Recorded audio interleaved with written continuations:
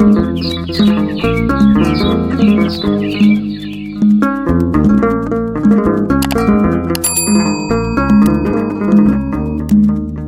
ሰዓት ስንት መጽሐፍቶች እንደሚነበቡ ያውቃል። እና አንዴ ልንገርህ ችግር የለውም። አሁን ያቺን ባክግራውንድ ለማጥናት አይደለም ያንን ያልኩት። ቅድም እንዳልኩሽ ኦርቶዶክሳዊ አማኝ እንደነበርሽና እንዳልነበርሽ እኔን ለማረጋገጥ ብቻ ነው። እና ከተናገርሻቸው ንግግሮች ውስጥ አብዛኞቹ ሐሰት ናቸው። አሁን አንቺ ግን የተናገርሽው የሆነ ምቀኝነት ኖሮብሽ ጥላቻ ኖሮሽ ነው ውሸትሽን ነው ብዬ አልፈርድብሽም። እህቴ የተናገርሽው ነገር ግን ለእኔ በቃ ቤተክርስቲያን እንደማታውቂያት በቂ መልስ ሆኖ ለእኔ ቀርቦልኛል። እና ወደፊት ሙቭ እናደርግ። ወደፊት ሙቭ ከማድረጋችን በፊት ግን ቲጂ ቅድም እንዳልኩሽ ከሁለቱ ነጥቦች ባለፈ ሶስተኛ 44 የሚባል ታቦት በኢትዮጵያ ኦርቶዶክስ ተዋሕዶ ቤተክርስቲያን የለም። 44 የሚባል እንዳሰምሩ 44 የሚባል ታቦት የለም። ካለ ሌላ ጊዜ ቲጂ ምንድን ማድረግ ያለብሽ መሰለሽ? ከኛ ከወንድሞችሽ ጋር ስታወሪ ቢቻል አሉባልታ ባይሆን ጥሩ ነው። ቲጂ የትኛውንም ሐሳቦች ማምጣት ትችያለሽ እህቴ። ለሌላ ጊዜ ግን ስትመጪ የመጽሐፍ ማስረጃዎችን ይዘሽ ብትመጪ አሪፍ ነው። አንቺን ለማውራት ጥሩ ኮንፊደንስ ይሰጥሻል። በኩራት አይ አንተ እንደዚህ ያልክ እንጂ ይሄው እዚህ የእምነት መግለጫችሁ ላይ እዚህ መጽሐፋችሁ ላይ እንዲህ የሚል ሐሳብ አለ ማለት ትችያለሽ። 44 ታቦት የሚባለው ከምን ኮንሰፕት ነው? ጎንደር ከኢትዮጵያ ክልል ከተሞች አንዱ በሆነው ጎንደር ላይ የሚከበሩ የጥምቀት በዓል ሲከበር የሚወጡ የታቦታቱ ቁጥር 44 ስለሆነ ብቻ። ከዛ ውጭ ኢትዮጵያ ውስጥ 44 አይደለም በብዙ ሺህ የሚቆጠሩ ታቦታት አሉ። እህቴ እንጂ ይሄ 44 የሚባል ታቦት ብቻ የሚባል ነገር የለም። 44 የሚለው ኮንሰፕት ግን ከምን የመጣ ነው ቲጂ? ሌላም ጊዜ ከኦርቶዶክስ እህት ወንድሞች ጋር መቼም ሻይ ቡና እያልሽ ምናምን ልታወሪ ትችያለሽ። ጎንደር ካሉት የኢትዮጵያ ክልል ከተሞች አንዷ እንግዲህ ጎንደር ነች። የጥምቀት በዓል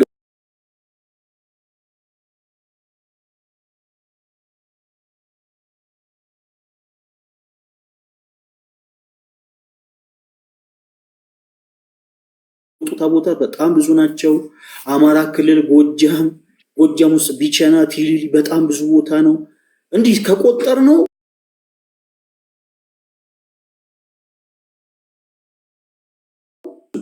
ታቦታት በኢትዮጵያ ኦርቶዶክስ ተዋሕዶ ቤተክርስቲያን አሉ።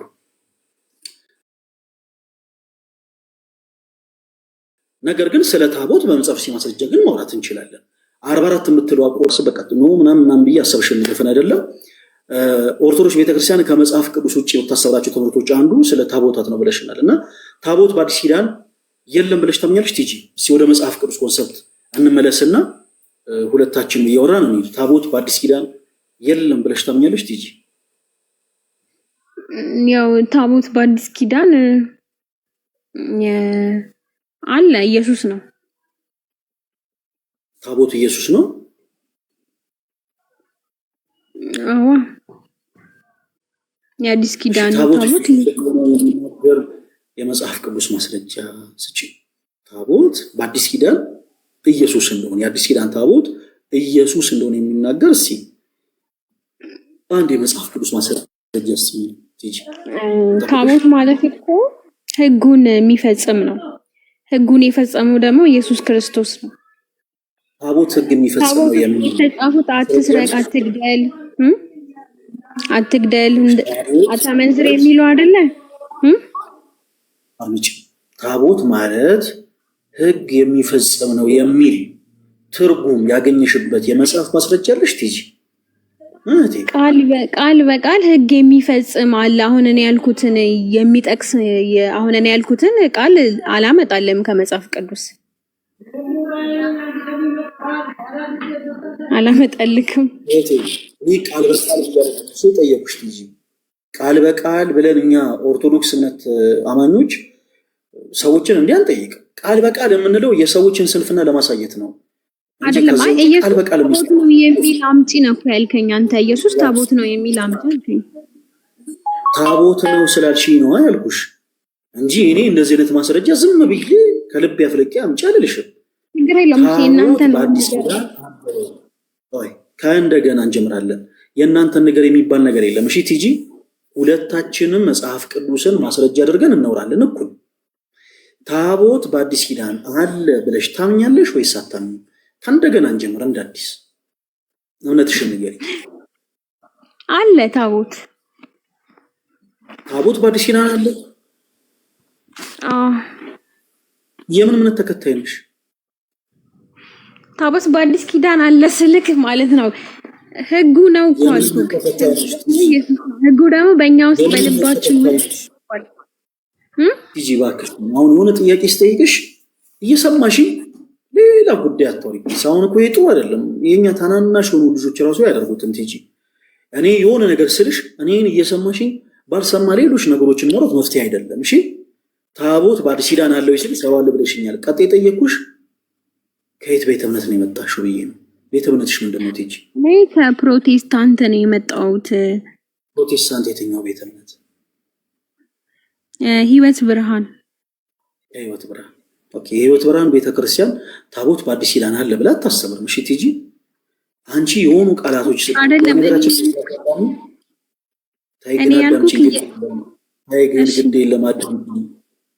በዚህ አጋጣሚኛ የሁሉንም ፕሮቴስታንት አማኞች ቤተ እምነት የምንጠይቀው እናንተ እንደዚህ ብዙ ናችሁ ነው ለማለት ሳይሆን በአስተምሮታችሁ እንደዚህ ለመያዝ ነው።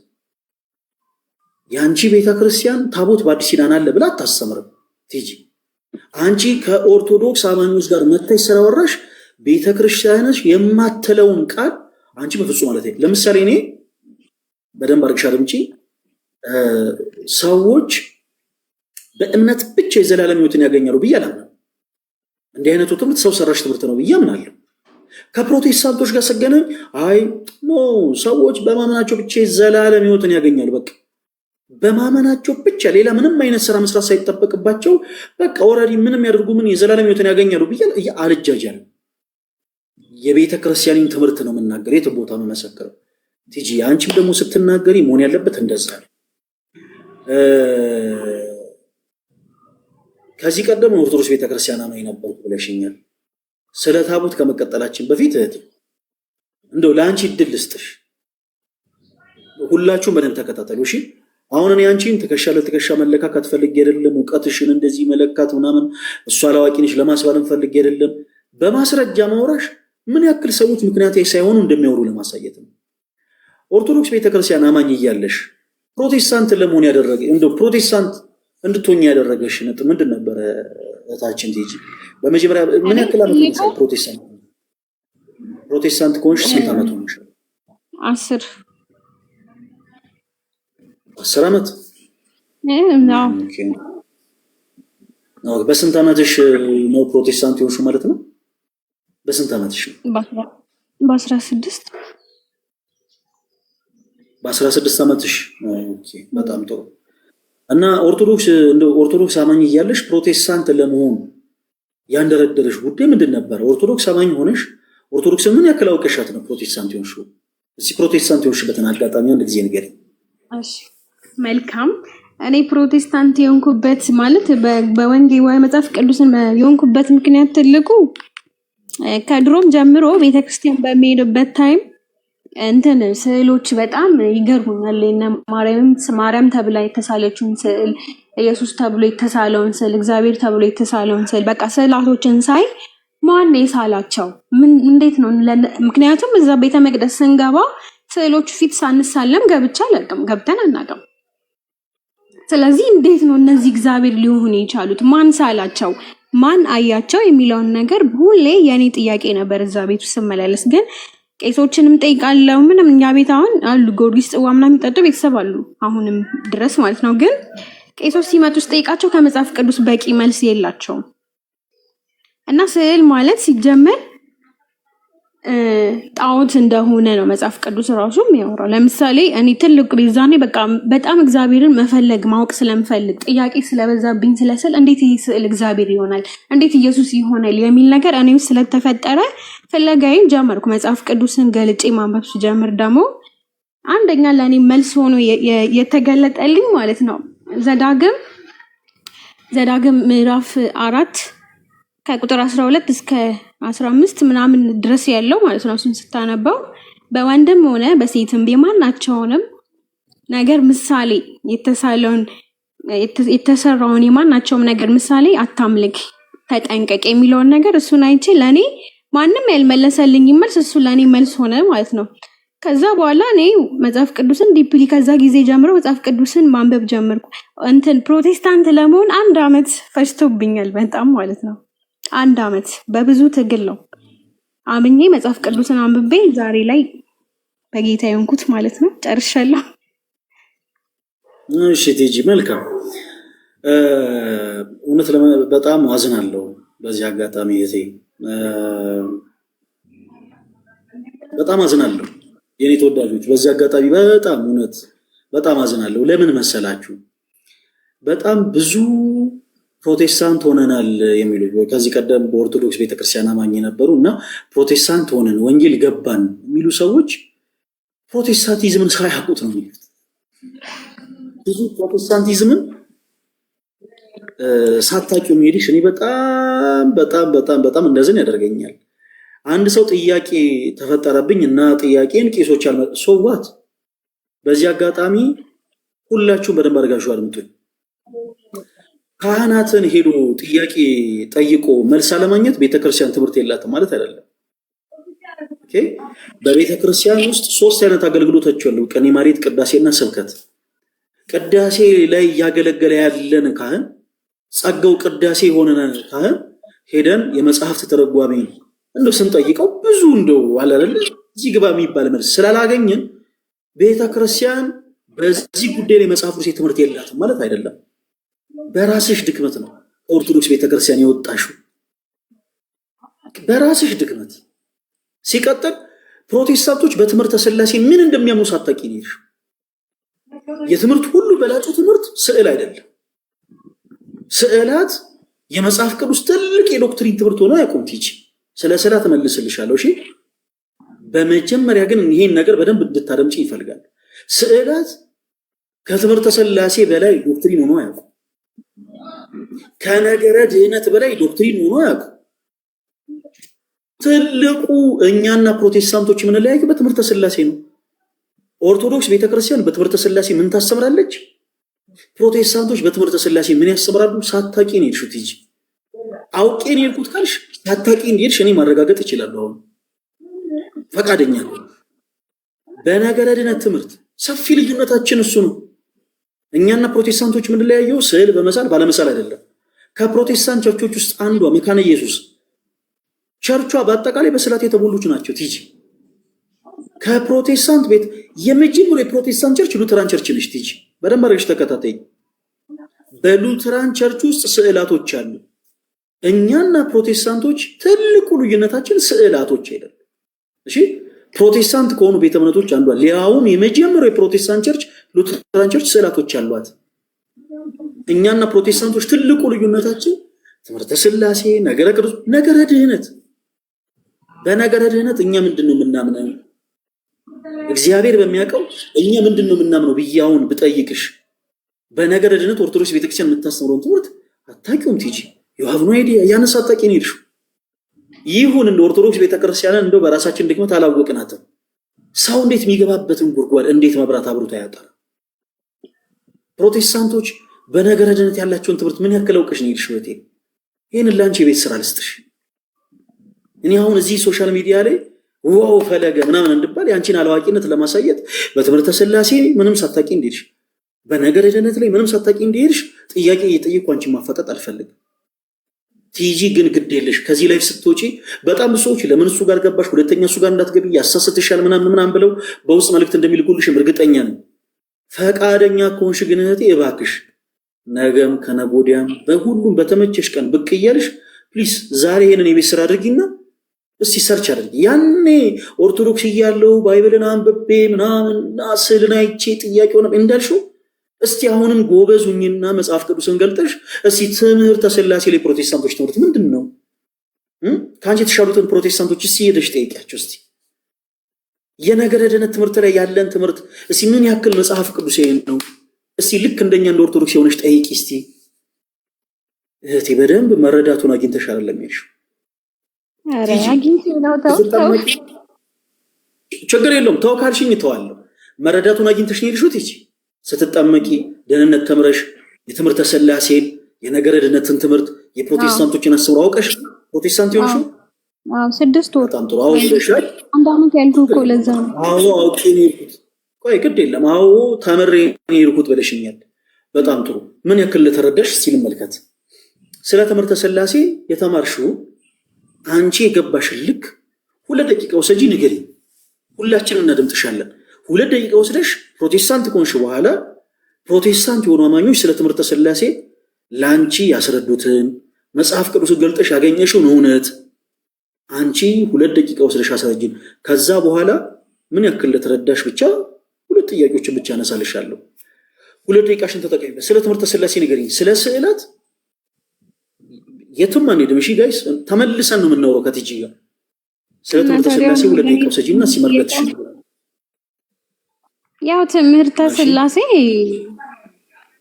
እኔ ሥላሴ ማለት በኛ አስተምሮ ሥላሴ ማለት የአምላክ ስም ሳይሆን የትምህርት ርዕስ ተደርጎ የሚሰየም ነው። ለትምህርት ርዕስ የምንጠቀመው ነው። ምክንያቱም ሥላሴ ማለት ለምሳሌ በአማርኛ የአንድነት ሶስትነቱን የሚገልጽ ነው። አንድነት ሶስትነቱ እንዴት ነው ካልክ ደግሞ አብ፣ ወልድ፣ መንፈስ ቅዱስ ነው። ወይም ደግሞ ያው በትሪኒቲው ማለት ነው። የአንድነት ሶስትነቱን የሚገልጽልን ነው ሥላሴ ማለት።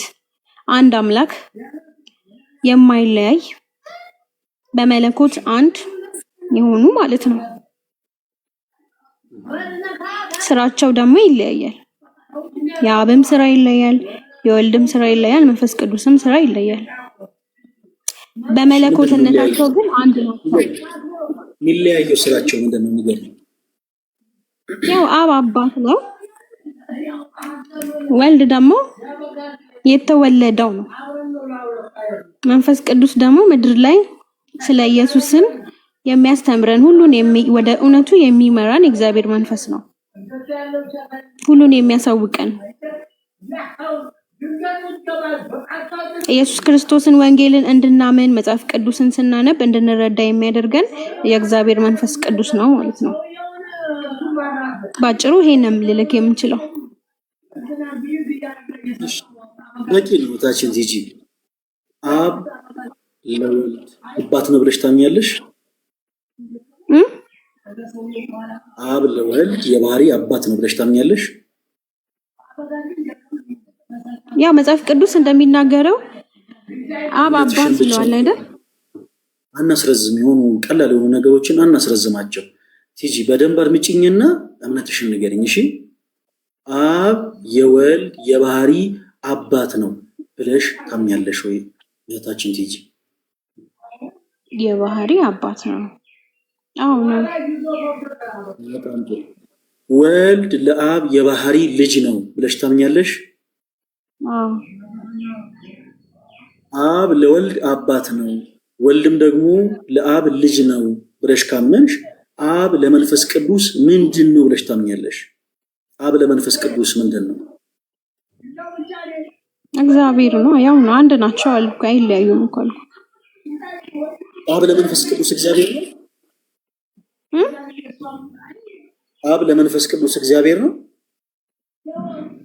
እኔ ጥያቄ ግን አልተረዳሁትም። በነገራችን ላይ መንፈስ ቅዱስ ምንድን ነው መሰለኝ? መንፈስ ቅዱስ ሰራጺ ነው ማለት ሥላሴ ማለት ቆይ ቲጂ በደንብ አድምጪ። ሥላሴ ማለት አንድም ሶስትም ማለት ነው። እንደዛ አልሽኝ እንጂ አይደለ? በጣም አንድም ሶስትም ስንል ሥላሴ ማለት ስለ አብና ስለ ወልድ ማወቅ ብቻ ማለት አይደለም። ሥላሴ ስንል አንድም ሶስትም ስለ አብ፣ ስለ ወልድ፣ ስለ መንፈስ ቅዱስ እያወራን ነው አልኩኝ እኮ። ሁሉም ፕሮቴስታንት ምንም አላልሽኝም። አብ ለወልድ አባት ነው ስልሽ አዎ አባት ነው ብለሽኝ፣ አብ ለመንፈስ ቅዱስ ምንድን ነው? እሱም መልሽልኝ ቲጂ። አውቃለሁ ኖ አሁን አንቺ ገና ነሽ መረዳቱ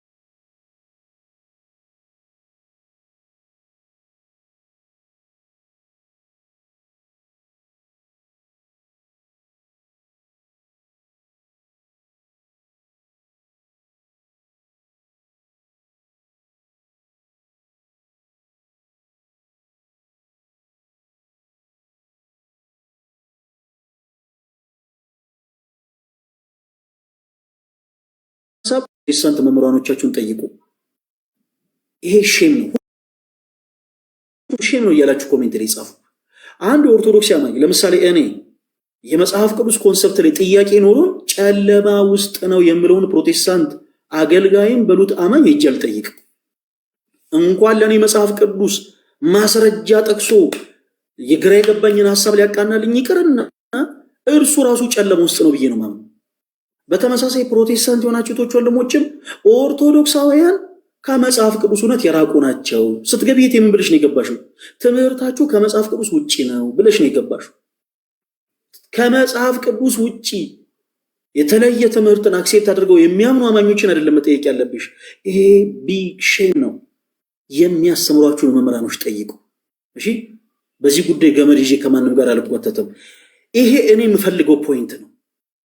በእያንዳንዱ ፕሮቴስታንት አይምሮ ላይ ጥያቄ ምልክት መፍጠር እፈልጋለሁ። ልክ እንደዚህ ሁላችሁም ግራ እስክትጋቡ ድረስ ግራ መጋባታችሁን እፈልገዋለሁ። ለምን ሄዳችሁ ህብረት የምታደርጉበት ቦታ ላይ የፕሮቴስታንት መምህራኖቻችሁን እንድትጠይቁ እፈልጋለሁ። ቲጂ ስሜትሽን መቆጣጠር ስላልቻልሽ እኔ ስሜትሽን እቆጣጠርልሻለሁ። ማይክሽን አደርገዋለሁ። የእናንተን ግራ መጋባት እኔ እፈልገዋለሁ። ይሄ የኔ ፍላጎት ነው። እሺ፣ እዚህ መጣችሁ ግራ መጋባታችሁን በጣም ነው የምፈልገው። ለምን ህብረት የምታደርጉበት ቸርች ላይ ወይዘር ሙሉ ወንጌል ሆንክ፣ መካነ ኢየሱስ ሆንክ፣ መሰረተ ክርስቶስ ሆንክ፣ ቃለ ሕይወት ሆንክ፣ ብርሃነ ወንጌል ሆንክ፣ 7000 ምርጦች ሆንክ፣ ወንድማማቾች ቤተክርስቲያን ሆንክ፣ ጉባኤ እግዚአብሔር ሆንክ፣ ከየትምና ከአማኑኤል መጥምቃውያን ከአማኑኤል ህብረት ከየትኛውም አካባቢ ከየትኛውም ቤተ እምነት ነው። በእናንተ አይምሮ ላይ ጥያቄ ምልክት መፍጠር ነው የኛ ፍላጎት። ጥያቄ ምልክት በአይምሮ ላይ እንፈጥርልሃለን። ሄደህ ግራ የገባውን አገልጋይን እንድትጠይቁ እንፈልጋለን። ያላችሁበት ቦታ ባዶ እንደሆነ እንድታውቁ ስለምንፈልግ። መልካም እህታችን ቲጂ ከዚህ በፊት የኦርቶዶክስ እምነት ተከታይ ነበርኩ ብላለች። አሁን አብራን ነው የምትከታተለው። አሁን ማይክሽን መክፈት ትችያለሽ ቲጂ። እና ከኦርቶዶክስ ቤተክርስቲያን ለመውጣት ያደረሰሽ ትልቁ ሪዝን ምንድን ነው ስንላት፣ ስዕላት ብዙ ጊዜ እነዚህ ስዕላቶችን ስመለከት እነዚህ ሁሉ እንዴት እግዚአብሔር ሆኑ ያለችውን ነው የምላችሁ ቃል በቃል። እነዚህ ሁሉ እንዴት እግዚአብሔር ሆኑ፣ እግዚአብሔርስ እንዴት በእነዚህ ሊመሰል ይችላል? ከነዚህ ጋር ተያይዞ በጣም ጥያቄ ስለሚሆንብኝ መጽሐፍ ቅዱስን አነበብኩና ዘዳግም 4 መልሶ ነኝ እና ዘዳግም 4 ላይ ያለው ሐሳብ መልሶ ነኝና ከኦርቶዶክስ ቤተክርስቲያን ለመውጣት ምክንያት ሆነኝ ብላናለች። አሁን ወደ መጽሐፍ ቅዱስ ማስረጃ እንገባለን። እህታችን ቲጂ ዘዳግም 4 ላይ ያለው ሐሳብ ስለ ስዕላት ነው የሚናገረው። ቲጂ ክፍሉን ታነቢልናለሽ? አዎ ስለ ስዕላት ነው የሚናገረው። ሐሳቤ እንዲህ ነው፣ ሐሳቤን ይገዟል የምትሆን ሐሳብ አጠቃላይ አንስተሽ ትነግሪናለች። ሁላችሁም አድምጡ። ቀጥይ ቲጂ። እሺ፣ መጀመሪያ እኔ ስራ ቦታ ነው ያለሁት፣ መጽሐፍ ቅዱስ አልያዝኩም። በቃ እኔ ልበልልሽና ሐሳብሽን ትቀጥያለሽ። በነገራችን ላይ ዘዳግም 4 እና ዘጸአት ምዕራፍ 20 ከቁጥር 4 ጀምሮ ያለውን ጥቅስ በአጠቃላይ ሁሉም ፕሮቴስታንት አማኝ ኖ ስዕላት ከመጽሐፍ ቅዱስ ውጪ ናቸው ለማለት ይጠቀሙበታል። በላይ በሰማይ ካለው በታች በምድር ካለው ከምድር በታች በውስጥ ካለው የማናቸውን ምሳሌ ላንተ አታድርግ፣ አታምልካቸው፣ አትስገድላቸው ይላል። ኦኬ፣ ገጸ ንባቡ እንዲህ ነው የሚለው በታችን እና ይሄ ክፍል የሚናገረው ስለ ስዕላት ነው። ትይዝ አብረን እንድንቀጥል። እሺ፣ ምን ሐሳብ ልስጥ? አዎ የመጽሐፍ ቅዱስን ሐሳብ እንድታነብ ይፈልጌ ነበር። አልያሽም። ገጸ ንባቡ የሚለውን አውድ ነግሬሻለሁ እና የኔ ጥያቄ ምንድነው ይሄ ክፍል ስለ ጣዖት ነው የሚያወራው። ስለ ጣዖት ነው የሚያወራው። ጣዖት ደግሞ ያው ስዕል ማለት ራሱ ስዕል ነው። በሰው እጅ የተሰራ ሁሉ ምንድነው? ጣዖት ነው ማለት በፍጥሯን እጅ ተሰርቶ የቀረበልኝ ነገር። ይሄ ለምሳሌ ግብጾቻን ማለት ስዕላቸው ምናምን ነው በቃ ይሄ አምላካቸው አድርገው የሚያመልኩ አሉ፣ በፈርዖን ጊዜ ላይ ማለት ነው። እግዚአብሔር ጣዖትን ይጠላል። እግዚአብሔር ማለት ቀናተኛ አምላክ ስለሆነ እግዚአብሔር የሚመለከው በእውነትና በመንፈስ ነው ይላል። እኔ ቀናተኛ አምላክ ነኝ ይላል አይደል? እግዚአብሔር የሚመለከው በመንፈስ ነው እንጂ የሆነች ስዕል ለጥፌ ይሄ ይሰማኛል ብዬ እዛ ስዕል ላይ ተንበርክኬ፣ ምክንያቱም በመንፈስ ነው ሰው ሊያመልክ የሚችለው። ስለዚህ በሰው እጅ የተሰራ ነው ያ ስዕል። ምንድነው ሰዎች ናቸው የራሳቸውን ሀሳብ ያመጣላቸውን እቺ እንደዚህ ነች ወይም ይሄ እንትና ነው ብሎ ስሎ አቅርቦ አስቀምጦልኝ ያን ስዕል እኔ እዛ ስዕል ፊት ቆሜ ተንበርክኬ የምጸልይበት ምክንያት የለም። ምክንያቱም ጣዖት ነው ብዬ ስለማምን በሰው እጅ የተሰራ ሁሉ ጣዖት ነው። ስለዚህ ስለ ጣዖት ነው ክፍሉ የሚያወራው። ስዕልን ግን አሁን ስዕልን አንዳንዴ እንደ ለማስተማር እንጂ ስዕልን መስዬ ላመልክ አልችልም። ስዕል ይሄ እግዚአብሔርን እንትን ብዬ ነው ወይም ሀሳቤ ልሰበስብበት ብዬ ልጸልይበት አልችልም። እዛ ላይ ወጣሽ ስለሆነ አንድ ጊዜ እንመለስ።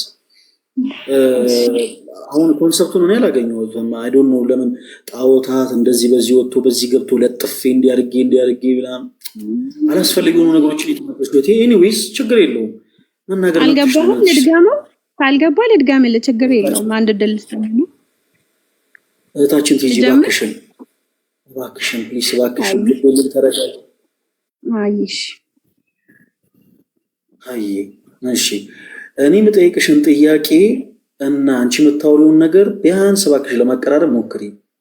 ስምሽ ማን ነው ስልሽ ስለ ወረዳሽ አታውሪ።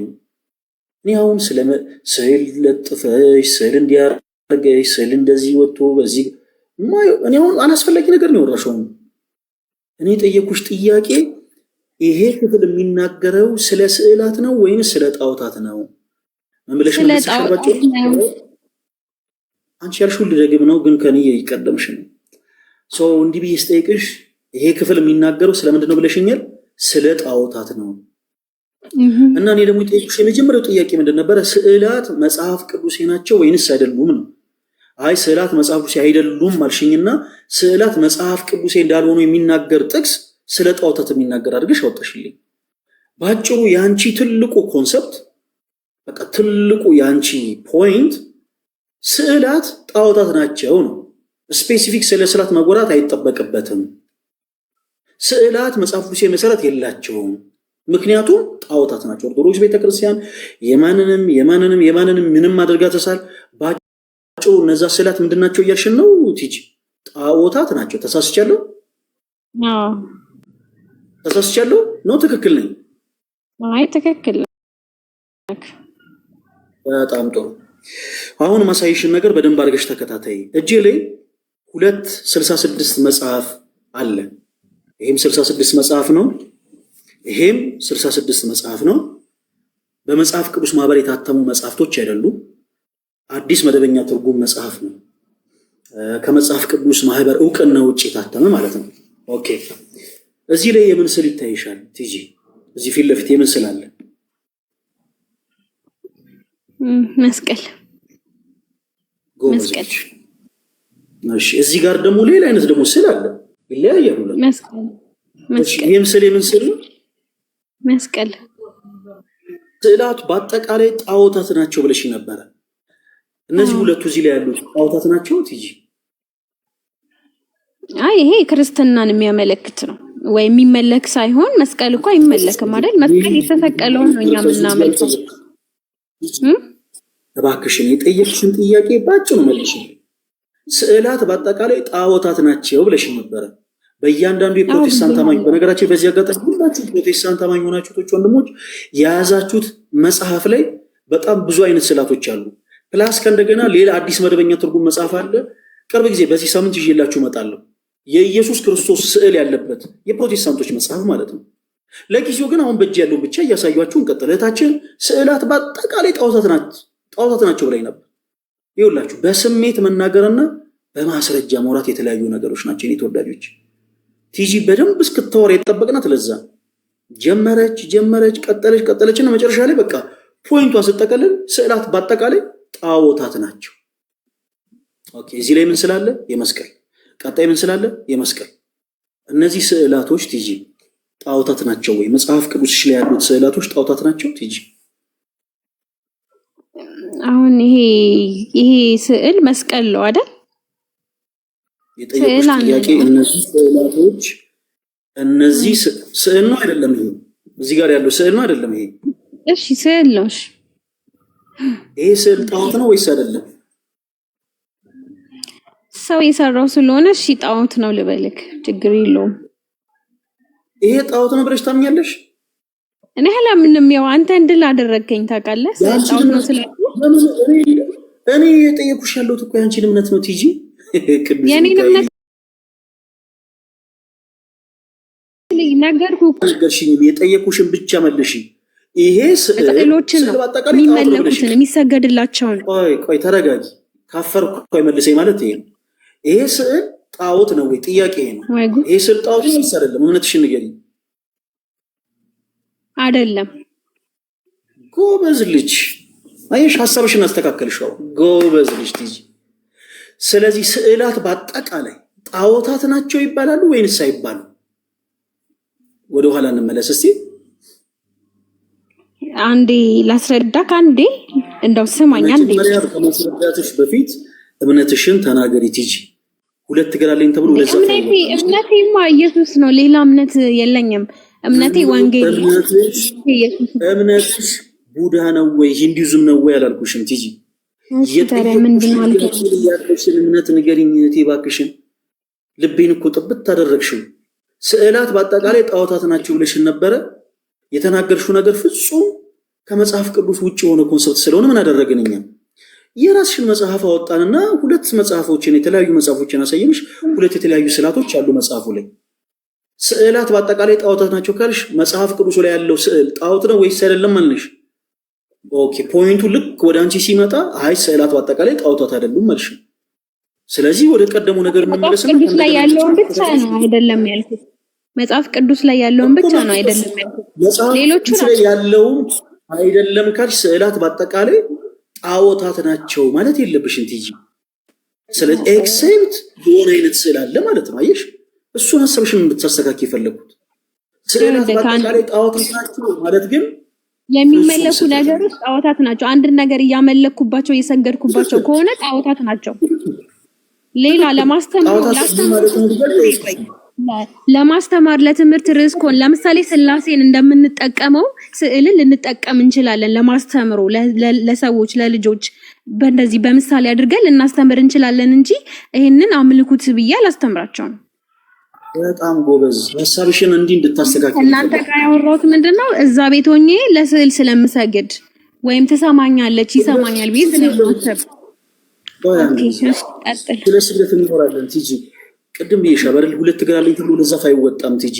የሆነ ፓርት ላይ የሆነ ነገር ግራ ሲገባሽ ሮጠሽ ሌላ ፓርት ላይ አትጂ። እሺ፣ በመጀመሪያ ግራ ገብቶኝ አይደለም እያወራሁ ስለሆነ ነው። እባክሽን ስሜትሽን ተቆጣጠሪ እህቴ።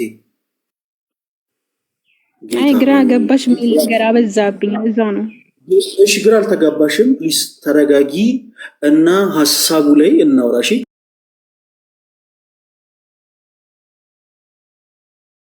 መሮጥ አያስፈልግም። እኔ አልቸኩልም፣ አንቺም እንደማትቸኩይ ተስፋ ነው። በመጀመሪያ ስለ ስዕላት ስንጨርስ ነው ስዕላት መጽሐፍ ቅዱሴ ናቸው ወይንስ አይደሉም ስልሽ ስዕላት መጽሐፍ ቅዱሴ አይደሉም ብለሽ ነበረ። ተሳሳተ ሐሳብሽን እኔ በምፈልገው ወይ ስለዚህ ወደ ቀጣዩ ፓርት ነው የምናልፈው። ስዕላት መጽሐፍ ቅዱሴ ናቸው ወይንስ አይደሉም ስልሽ ምንድናቸው ብለሽ ነው የመለሽልኝ? አይደሉም። በጣም ጥሩ። እዚህ መጽሐፍሽ ላይ ያለው ስዕል የመስቀል ስዕል ነው። ይህንን ስዕል ማን ነው ሳሉ ያላችሁ? ከየት አምጥታችሁን የሳላችሁት? አጭር መልስ በማስረጃ። ያው ኢየሱስ ክርስቶስ የተሰቀለበት ስለሆነ ክርስትናችንን የምናመለክትበት ምልክት ነው እንጂ ልናመልክበት አይደለም። ክርስቶስ ሲሰቀል ነበር ትጂ? ይቅርታ፣ ክርስቶስ ሲሰቀል ነበር? አይ መጽሐፍ ቅዱስ ስለሚናገር ነው እንጂ ያልነበርኩ። ማናችንም አንተም አለበት። ይሄን ስል ስለኔ እኔ ልናገር ቲጂ። እኔ ጠየቅኩሽ አንቺን ነው። አንቺ ራስሽን ችለሽ መልሽ ባክሽ። ስለኔ ደግሞ እኔ ልናገር ባክሽ። እዚህ መጽሐፍ ቅዱስሽ ላይ ስዕላት መጽሐፍሽ አይደሉም ብለሽኛል። አይደሉም። ይሄን ስል ሁለት ጥያቄ ነው የጠየቅኩሽ። አንደኛ ማንኛው ሳሉ ያላችሁ? እኔ አሁን ስዕላት መጽሐፍሽ አይደሉም ብዬ ማመን ከሆነ መጽሐፍ ቅዱስ ላይ ቤተ መቅደስ ላይ ምን ይሰራል? ስዕል ምንም አይሰራም። መጽሐፍ ቅዱስ ላይ ካለ ግን ማን ነው ሳሉ ያለው? እሱም ማስረጃ ታመጫለሽ። ሁለተኛ ከየትኛው የመጽሐፍ ቅዱስ ክፍል ላይ ያገኘሽው? እዚህ ጋር ያለ የመስቀል ስዕል ተመልከችው፣ ሌላ አይነት ነው። እዚህ ጋር ደግሞ ስትመለከችው ደግሞ ኦርቶዶክስ ነበርኩ ስላልሽ የኦርቶዶክስ ቤተክርስቲያን ካህናት የሚሉት አይነት መስቀል ነው። ከስሩ 4 ማዕዘን አለው። ኢየሱስ ክርስቶስ የተሰቀለበት መስቀል ከስር እንደዚህ አራት ማዕዘን አለው ወይ? እንደዚህ አይነት ዲዛይን አለው ወይ? ይሄ በኢትዮጵያ ኦርቶዶክስ ተዋሕዶ ቤተክርስቲያን ራሱን የቻለ ትርጉም አለው። ፕሮቴስታንቶች አይተው ሰላማራቸው ግን ስለውታል። እዚህ ላይ ኦርቶዶክስ ቤተክርስቲያን ላይ ትርጉም አለው። ኦኬ፣ ግን አይ ስዕላት መጽሐፍ ቅዱስ አይደሉም ስላልሽ ቲጂ ሁለት ጥያቄ ነው የጠየቁሽ። ይሄንን ስዕል ማን ነው ሳሉ ያላችሁ? አንድ ያው በራሳቸው በመጽሐፍ ማስረጃ በራሳቸው እዚሁ ሌሎች ደቂቃ መጽሐፍ ቅዱስ ማስረጃ የለም። በራሳቸው በቃ መስቀልን እያሰቡ ስለሆነ ኢየሱስ ክርስቶስ የተሰቀ ጸሐፊዎቹ ናቸው። እኔም እንግዲህ እነማን ናቸው ልበል? የትኞቹ ጸሐፊዎች? ከዘፍጥረት እስከ ዮሐንስ ላይ መጽሐፎች የተለያዩ ጸሐፊዎች ያተሙት ናቸው። ያተሙት እነማን ናቸው? ያተሙት እነማን ናቸው? ኢትዮጵያዎቹ ሊሆን ይችላሉ። መጽሐፍ ቅዱስ ማህበረ ቅዱሳን ናቸው ቅዱሳን የሚያተሙት። ይሄ ማህበረ ቅዱሳን የሰተሙ መጽሐፍ አይደለም። ይሄ የፕሮቴስታንት መጽሐፍ ነው። የጠየቁት ስለ ፕሮቴስታንት መጽሐፍ ይለያያል። ማን ደኮ ነው መጽሐፉ ይለያያል። እኛ 66 መጽሐፍ ነው መጽሐፍ ቅዱስ ብለን አናምንም። ለጊዜው መረዳቱ ከሌለሽ ልንገርሽ። ይሄ የፕሮቴስታንት እህት ወንድሞቻችን መጽሐፍ ነው። ይሄንን መጽሐፍ ማህበረ ቅዱሳን አሳትሞት አያውቀውም። የጠየቁሽ ጥያቄ ደግሞ ከራስሽ መጽሐፍ ላይ ነው። ስዕሉን ማነው ሳሉ ያላችሁ በማስረጃ ስዕላት መጽሐፍ ውስጥ ያለሉ ብለሽኛል። ሁለተኛ ሲቀጥል ደግሞ ከየት አምጥታችሁ ሳላችሁ ቲጂ ማስረጃ። ስለዚህ አሁን መጽሐፍ እኔ ተማርኩ ማለት ስለ ስዕል ይሄን ማን ሳሉ ስለሚለው ስለ ከቨር አውርቼ አላውቅም። እኔ ከዚህ በፊት ያውን አውርተሽ ታውቂያለሽ ወይስ አታውቂም? አይደለም ያልኩሽ ማስረጃ። አሁን ይኸውልሽ ስለ ኦርቶዶክስ ቤተክርስቲያን ወንጌል ስለ ልጆች ስለ ኢየሱስ ስለ ስዕል አያወራም። እኔ ወንጌል ስለ ምሩጽ ይፍጠር ይናገራል ብያለሁ እንዴ? ይቅር ይበለኝ። እኔ መጽሐፍ ቅዱስ ላይ ያለሽን ማስረጃ ስጪኝ ያልኩሽ። ልክ የሆነ ነገር ትሉና ማስረጃ ስትጠየቁ ማጣፊያ ሲያጥራችሁ ወንጌል ስለ ኢየሱስ ነው፣ እኔ እንዲህ አይነቱ ጉዳይ አያገባኝም ምናምን አሉባልታ። ቲጂ ታይም ወስደሽ አሁንም ቆይ ተረጋጊና ልጭ ታይም ወስደሽም ቢሆን አሁን እዚሁ ገስ ላይ እንደሆንሽ ለሁለቱ ጥያቄዎች ማስረጃ ማምጣት ይኖርብሻል። ሁለት እግር አለኝ ተብሎ ወደ ዛፍ አይወጣ። እሺ ካፈርኩ አይመልሰኝ የሚባል ነገር የለም። በእምነትሽ በደብ ጸንተሽ መጽሐፍ ቅዱስ ማስረጃዎችን አውጥተሽ ሐሳቦችን ሼር ልታረጊን ይገባል። መጽሐፍ ቅዱስ አንቺን ባልደገፈበት ሁኔታ ዝም ብሎ ከመሬት ተነስቶ መቃዠት አይቻልም። ኦርቶዶክስ ቤተክርስቲያን የትምህርቷ ከመጽሐፍ ቅዱስ ውጪ ነው ማለት አይቻልም። እንድንግባባ በመጽሐፍ ቅዱስ ማስረጃ እንድንግባባ ማስረጃዎችን ማምጣት አለብሽ ቲጂ። አሁን ለጠየቁሽ ጥያቄዎች የመጽሐፍ ቅዱስ ማስረጃዎችን ፕሊዝ እንድትሰጪኝ እፈልጋለሁ። ደቂቃ መውሰድ ከፈለግሽ ማይክሽ የሚታረጊዋለሽ። እስከዛ ሌላ ሰው አወራለሁ።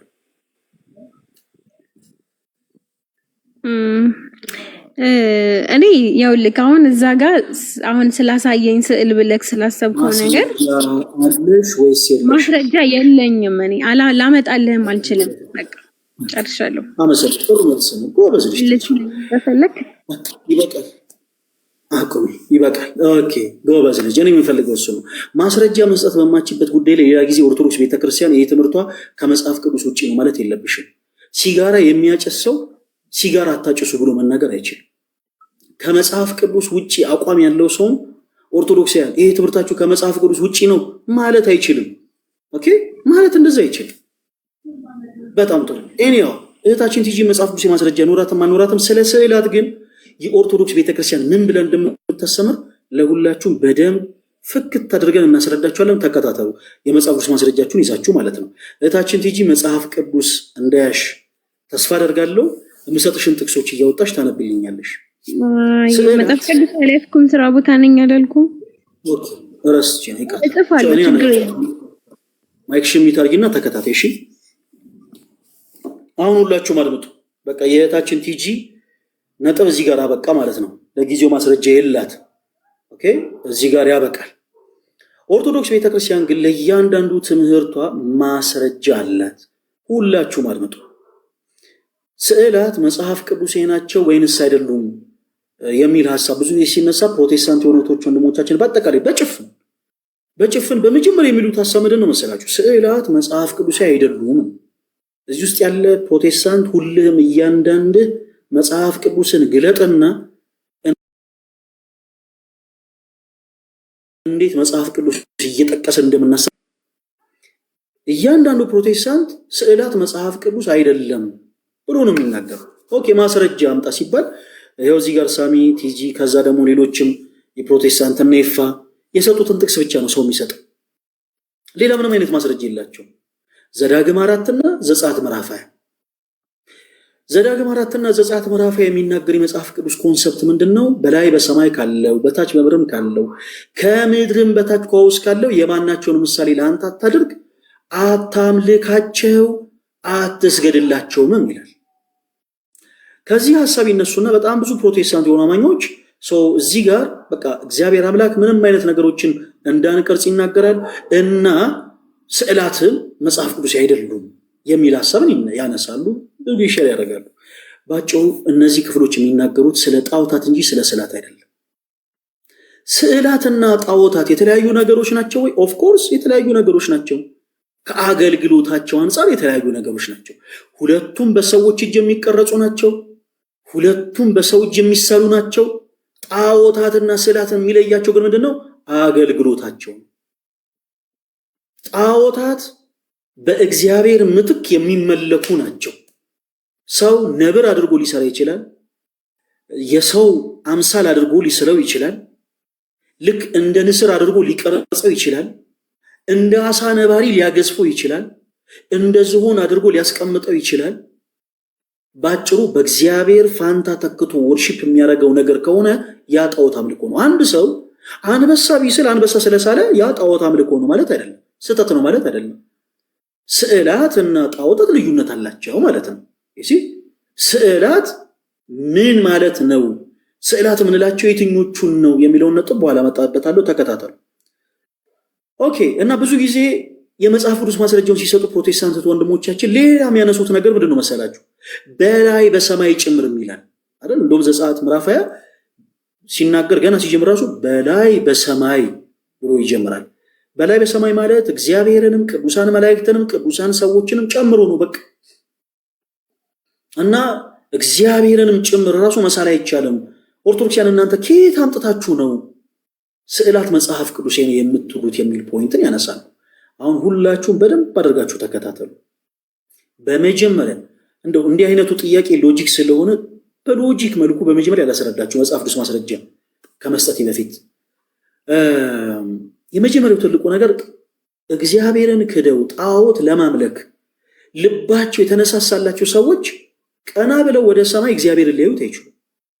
ቀና ብለው ወደ ሰማይ ቅዱሳን መላእክትን፣ ቀና ብለው ወደ ሰማይ ቅዱሳን ሰዎችን ሊመለከቱ አይችሉም። እኔና እናንተ እንኳን በእግዚአብሔር እናምናለን ምን ነፍሳት ተሰብስበን ወደ ሰማይ ብናጋጥጥ እንኳን እግዚአብሔርን መመልከት አንችልም። ቅዱሳን መላእክትን፣ ቅዱሳን ሰዎችን ልንመለከት አንችልም።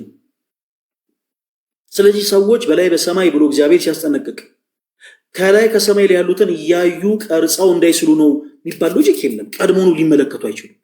በላይ በሰማይ የተባሉት ዘዳግም 4 ላይ የሰማይ ሰራዊት ተብሎ የተጠሩት በሰማይ ላይ ያሉ ፀሐይ፣ ጨረቃ፣ ከዋክብት፣ አዕዋፍት እና ሌሎችንም ሰዎች ወደ ላይ ወደ ሰማይ ቀና ብለው አይተው ተመልክተው ሊቀርጿቸው ሊስሏቸው የሚችሉትን ነገሮች ነው የተጠቀሱት። ይህንን ግን ሐሳብ አንድ ፕሮቴስታንት አይኖ እኔ አልተዋጠልኝም አልቀበለውም ይበል። መልካም ግድ የለም የመጽሐፍ ቅዱስ ማስረጃ እንስጥ። የመጽሐፍ ቅዱስ ማስረጃ እዚሁ ዘጸአት ምዕራፍ ላይ ዘጸአት ምዕራፍ 25 ከቁጥር 18 ላይ አምላካችን እግዚአብሔር 2 ኪሩቤል ከተቀጠቀጠ ወርቅ ስራ ይላል። ኪሩቤል ምንድን ነው? አብዛኛው ፕሮቴስታንት አያውቅም። ለማንኛውም እኛ እየነገርናችሁ እንለፍ። 2 ኪሩቤል ስንት እንደሆኑ አብዛኛው ፕሮቴስታንት አያውቅም። አምላካችን እግዚአብሔር ግን እዚህ ክፍል ላይ ምን አለ? 2 ኪሩቤል ከተቀጠቀጠ ወርቅ ስራ። 4 ዓመት እንደዚህ ጥቅሶች እየጠቀስን ተናግረናል። ሰው እንዳዲስ ግን እንዳዲስ በቃ ይሞኛል፣ ይታለላል። በደንብ አድርጋችሁ አድምጡ። አምላካችን እግዚአብሔር ቃሉ ዘላለማዊ ነው። አትስረቅ ካለ በኋላ ስረቅ አይልም። አታመንዝር ካለ በኋላ አመንዝር አይልም። ከኔ በቀር ሌላ አምላክ አታምልክ ካለ በኋላ ሌላ አምላክ አምልክ አይልም። አንድ ጊዜ ተናገረው። የአምላካችን እግዚአብሔር ቃል ዘላለማዊ ነው። ጣዖታትን አትቅረጽ ካለም በኋላ ደግሞ ቅረጽ አይልም። በጣዖታትና ስዕላት መካከል ሰፊ ልዩነት እንዳለ የመጀመሪያው የመጽሐፍ ቅዱስ መነሻ የሚሆን ነጥብ ይሄ ነው። ፕሮቴስታንቱ አማኝ ዘጸአት ምዕራፍ 20 ከቁጥር 4 ጀምሮ ዘዳግም 4ም ጨምሮ እነዚህ ጥቅሶች ስዕላት መጽሐፎች እንዳልሆኑ ይናገራል ይበሉ እንጂ ክፍሉ የሚናገረው ስለምንድን ነው ብለናል? ስለ ጣዖታት። በላይ በሰማይ ሲልም እግዚአብሔርንም ቅዱሳን መላእክትንም ቅዱሳን ሰዎችንም ያካትታል ለሚሉ ፕሮቴስታንቶች ነው አያካትትም ስንል የመጽሐፍ ቅዱስ ማስረጃም እያነሳን ጭምር ነው። ክፍሉ የሚናገረው ስለ ጣዖታት ነው። እንዴት? ዘጸአት ምዕራፍ 25ን ገልጣችሁ ተመልከቱ። ዘጸአት ምዕራፍ 25 ቁጥር 18 ላይ አምላካችን እግዚአብሔር 2 ኪሩቤል ከተቀጠቀጠ ወርቅ ስራ ብሎ ያዘ። ስንት ኪሩቤል? 2 ኪሩቤል። ኪሩቤል የምንላቸው የእግዚአብሔርን ዙፋን የሚሸከሙትን ቅዱሳን መላእክቶችን ነው። አምላካችን እግዚአብሔር የቅዱሳን መላእክትንም ቢሆን ምስላቸውን እንዳትስሉ ቅርጻቸውን እንዳትቀርጹ ካለ በኋላ ደግሞ በሌላ ክፍል ላይ ቀረጹ አይል። አትስረቁ ያለ አምላክ ስረቁ አይል። አታመንዝር ያለ አምላክ አመንዝር አይል። የአምላካችን እግዚአብሔር ቃል ዘላለማዊ ነው። የኔ ተወዳጆች ዘላለማዊ ነው የሚለውን ቃሉን ምሳሌ ልስጣችሁ። ለምሳሌ በስነ ፍጥረት አምላካችን እግዚአብሔር በምድር ጨለማ ሰፍሮ ነበርና ብርሃን ይሁን አለ። ብርሃን ይሁን አለ። አምላካችን እግዚአብሔር ቃሉ ዘላለማዊ ነው። ከዛስ ብርሃንም ሆነ። አሁን እየመሸነ ኢትዮጵያ ነገ ሲነጋ አምላካችን እግዚአብሔር ከእኔና ከእናንተ በፊት ጠዋት ተነስቶ ብርሃን ይሁን እያለ አይደለም ጨለማውን ወገግ የሚያደርገው። ቃሉ ዘላለማዊ ነው። አንድ ጊዜ የተናገረው ቃል ዘላለማዊ ነው። ብርሃን ይሁን ያለው አንድ ጊዜ ነው። በጨለማና በብርሃን መካከል ጊዜን የከፈለው አንድ ጊዜ ነው። ሁሉም ተራውን እየጠበቀ ይመጣል።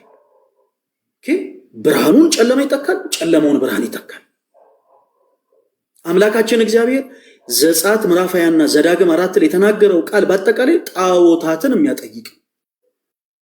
እኛ ክርስቲያኖች ጣዖታትን አብዝተን እንድንጸየፍ አምላካችን እግዚአብሔር በአጽንኦት የተናገረበት ቃል ነው። በላይ በሰማይ ላይ በታች በምድር ላይ ከምድርም በታች ከውሃ ውስጥ የማናቸውን ምሳሌ ለራሳችን አድርገን ልናመልካቸው ልንሰግድላቸው አይገባም። ስግደትን ጥያቄ ምልክት ውስጥ አስገቡት፣ በኋላ ላይ እናወራበታለን። እሺ እንቀጥል። አሁን ፕሩፍ እያደረገን ያለነው ስዕላት መጽሐፍ ቅዱሳዊ መሰረት አላቸው ወይንስ የላቸውም? ዘጸአት ምዕራፍ 25ን ጀመርን። ዘጸአት ምዕራፍ 25 ቁጥር 18 ላይ አምላካችን እግዚአብሔር በቀጥታ 2 ኪሩቤል ከተቀጠቀጠ ወርቅ ስራ ብሎ እንዳዘዘ እንመለከታለን። እሺ እንቀጥል። ሌላም ጥቅስ አንደኛ ነገሥት ምዕራፍ 6 ከቁጥር 27 እስከ 29 ድረስ እንመልከት እስቲ። እኔ ክፍሉን በቃሌ ስለማቀው ልበልላችሁ። አንደኛ ነገሥት ምዕራፍ 6 ቁጥር 29 ላይ በቤቱ ግንብ ሁሉ ዙሪያ ለአምልኮተ እግዚአብሔር የተሰራ ባለው መቅደስ ማለት ነው። በቤቱ ግንብ ሁሉ ዙሪያ በውስጥና በውጭ የኪሩቤል መላእክት የዘንባባ ዛፍ የፈነዳ አበባ ምስልን ቀረጸ ይላል። ለአምልኮተ እግዚአብሔር በተሰራው መቅደስ ላይ በውስጥና በውጭ ብቻ አይደለም፣ በውስጥ ብቻ አይደለም፣ በውስጥም በውጭም የኪሩቤል መላእክት ስዕላት እንደተሳሉ ይናገራል። ቁጥር 27ን ከፍ ብላችሁ ስታነቡ ቁጥር 27 ላይ እንደዚህ ይላል፣ የኪሩቤል ክንፎቻቸው ተዘርግተው ነበር ይላል። ስዕላቱ እንዴት ተደርገው እንደተሳሉ በምናባችሁ እንደታስቡት ክፍሉ ስዕላዊ በሆነ ገላጭነት ይናገራል። የኪሩቤል ክንፎቻቸው ተዘርግተው ነበረ። የአንዱ ኪሩብ ክንፍ አንደኛውን ግንብ ይነካ ነበር፣ የሁለተኛው ኪሩብ ክንፍ ሁለተኛውን ግንብ ይነካ ነበር ይላል። ይሄ ሰውዬ ኦርቶዶክሳዊ ነው፣ ይሄ ሰውዬ ሙስሊም፣ ይሄ ሰውዬ ፕሮቴስታንት ነው ብላችሁ እንዳትጃጃሉ ጋይስ። አምላካችን እግዚአብሔር በቀጥታ ያዘዘውን ትእዛዝ ነው እየተመለከተን ያለ ነው። ለአምልኮተ እግዚአብሔር በተሰራው መቅደስ ላይ በነገራችን ላይ እነዚህ መቅደሶች በመዋዕለ ሥጋዌ ማለትም ክርስቶስ ወደ ምድር ሲመጣ ገብቶ ያሰማረባቸው ምኩራቦች ናቸው። እናም ሲሰሩ ይላል ዘጸአት 25:18 ላይ ያለውን እንዳትዘነጉ። አንደኛ ነገሥት ምዕራፍ 6:29 ላይ በቤቱ ግንብ ሁሉ ዙሪያ በውስጥና በውጭ የኪሩቤል መላእክት ስዕላት ተሰሩ። 27 ጀምሮ እስከ 28 ስታነቡት የኪሩቤል ክንፎቻቸው ተዘርግተው ነበረ። የአንዱ ኪሩብ ክንፍ አንደኛውን ግንብ ይነካ ነበር፣ የሁለተኛውም ኪሩብ ክንፍ ደግሞ ሁለተኛውን ግንብ ይነካ ነበር ይላል። ስዕላት መጽሐፍ ቅዱሳዊ ናቸው። ኦፍኮርስ መጽሐፍ ቅዱሳዊ ናቸው። ስዕላት መጽሐፍ ቅዱሴ ናቸው ለማለታችን የመጽሐፍ ቅዱስ ማስረጃ አለን ወይ? ኦፍኮርስ አዎ፣ የመጽሐፍ ቅዱስ ማስረጃ አለን። ግጥም አድርጎ ነው ያለን። ብራዘር አሻሚ ያልሆነ አምላካችን እግዚአብሔር በቀጥታ የተናገረውን ቃል ይዘን ነው የምንናገረው። እግዚአብሔር ቅረጽ ያለውን ኖ ስህተት ነው ማለት አለ። ኦኬ፣ ይቅርታ ስልክ ገብቶብኝ ነው። እግዚአብሔር አታድርግ ያለውን ኖ ማድረግ ይቻላል ማለትም አንችል። ስለዚህ ከነዚህ ጥቅሶች ተነስተ ስዕላት መጽሐፍ ቅዱሴ ናቸው? ኦፍኮርስ መጽሐፍ ቅዱሴ ናቸው። በፈቃድ እግዚአብሔር የቅዱሳን መላእክት ቅርጾች ተቀርጸዋል። በፈቃድ እግዚአብሔር የቅዱሳን መላእክት ስዕላት ተስለዋል። አሁን ወደ አሁኑ ዘመን እንምጣ። የብዙ ፕሮቴስታንት ጥያቄ እናንተ ኦርቶዶክሳውያን ድንግል ማርያምን ከየት አይታችሁ ሳላችኋት? ስላሴን ትስላላችሁ። እናንተ ኦርቶዶክሳውያን ስላሴን ትስላላችሁ። ስላሴን ከየት አይታችሁ ሳላችሁት? ቅዱስ ሚካኤል፣ ቅዱስ ገብርኤል፣ ጴጥሮስ አይቀራችሁ፣ ጳውሎስ አይቀራችሁ። እነዚህን ሁሉ ትስላላችሁ። ከየት አምጥታችሁ ሳላችሁ? ይህ የሁሉም ፕሮቴስታንት ጥያቄ ነው። መልካም፣ እሺ፣ ከየት አምጥተን ሳል ነው? ለመሆኑ ለዚህ ማስረጃ አለን እኛ? የስላሴን ስዕል ይሄ የቅድስት ስላሴ የተቀደሰ ስዕል ነው ስንል ማስረጃ አለን? የእመቤታችን የቅድስት ድንግል ማርያምን፣ የቅዱሳን መላእክትን፣ የጻድቃን የሰማዕታትን ቅዱሳት ስዕላት እነዚህ አዎ የነሱ ቅዱሳት ስዕላቶች ናቸው ስንል ማስረጃ አለን? በደንብ ግጥም አድርጎ ነው ያለን። ሁላችሁም አድምጡ። አሁን ቅዱሳት ስዕላትን የትኛውም የኢትዮጵያ ኦርቶዶክስ ተዋሕዶ ቤተክርስቲያን አማኝ አይቶ ሳለ የሚል አስተምሮ የለም። ስላሴን አይናችን ተከፍቶ ሰማያት ተከፍተው የመጀመሪያው ለኢየሱስ ስም ሰማዕት የሆነው እስጢፋኖስ ሰማያት ተከፍተው የስላሴን ክብር እንዳየው እያየን ቆይ አንዴ እያልን ወረቀት አስቀምጠን ሳልን የሚል አስተምሮ የለም። ክርስቶስን እኛ ተገልጦልን ፊት ለፊታችን ቆሞ ወረቀት አስደግፈን አንዴ ቆይ ጌታ ሆይ ብለን ሳል ነው የሚል አስተምሮ የለም። ቅዱሳን መላእክትን ክንፎቻቸውን ዘርግተው አንዴ ጠብቁን ብለን ወረቀት አዘጋጅተን ስለናል የሚል አስተምሮ የለም። ኦኬ፣ ገላጮች ናቸው። በኢትዮጵያ ኦርቶዶክስ ተዋሕዶ ቤተክርስቲያን የቅዱሳት ስዕላት አገልግሎት ገላጮች ናቸው። እንዴት? እመጣበታለሁ፣ አድምጡ።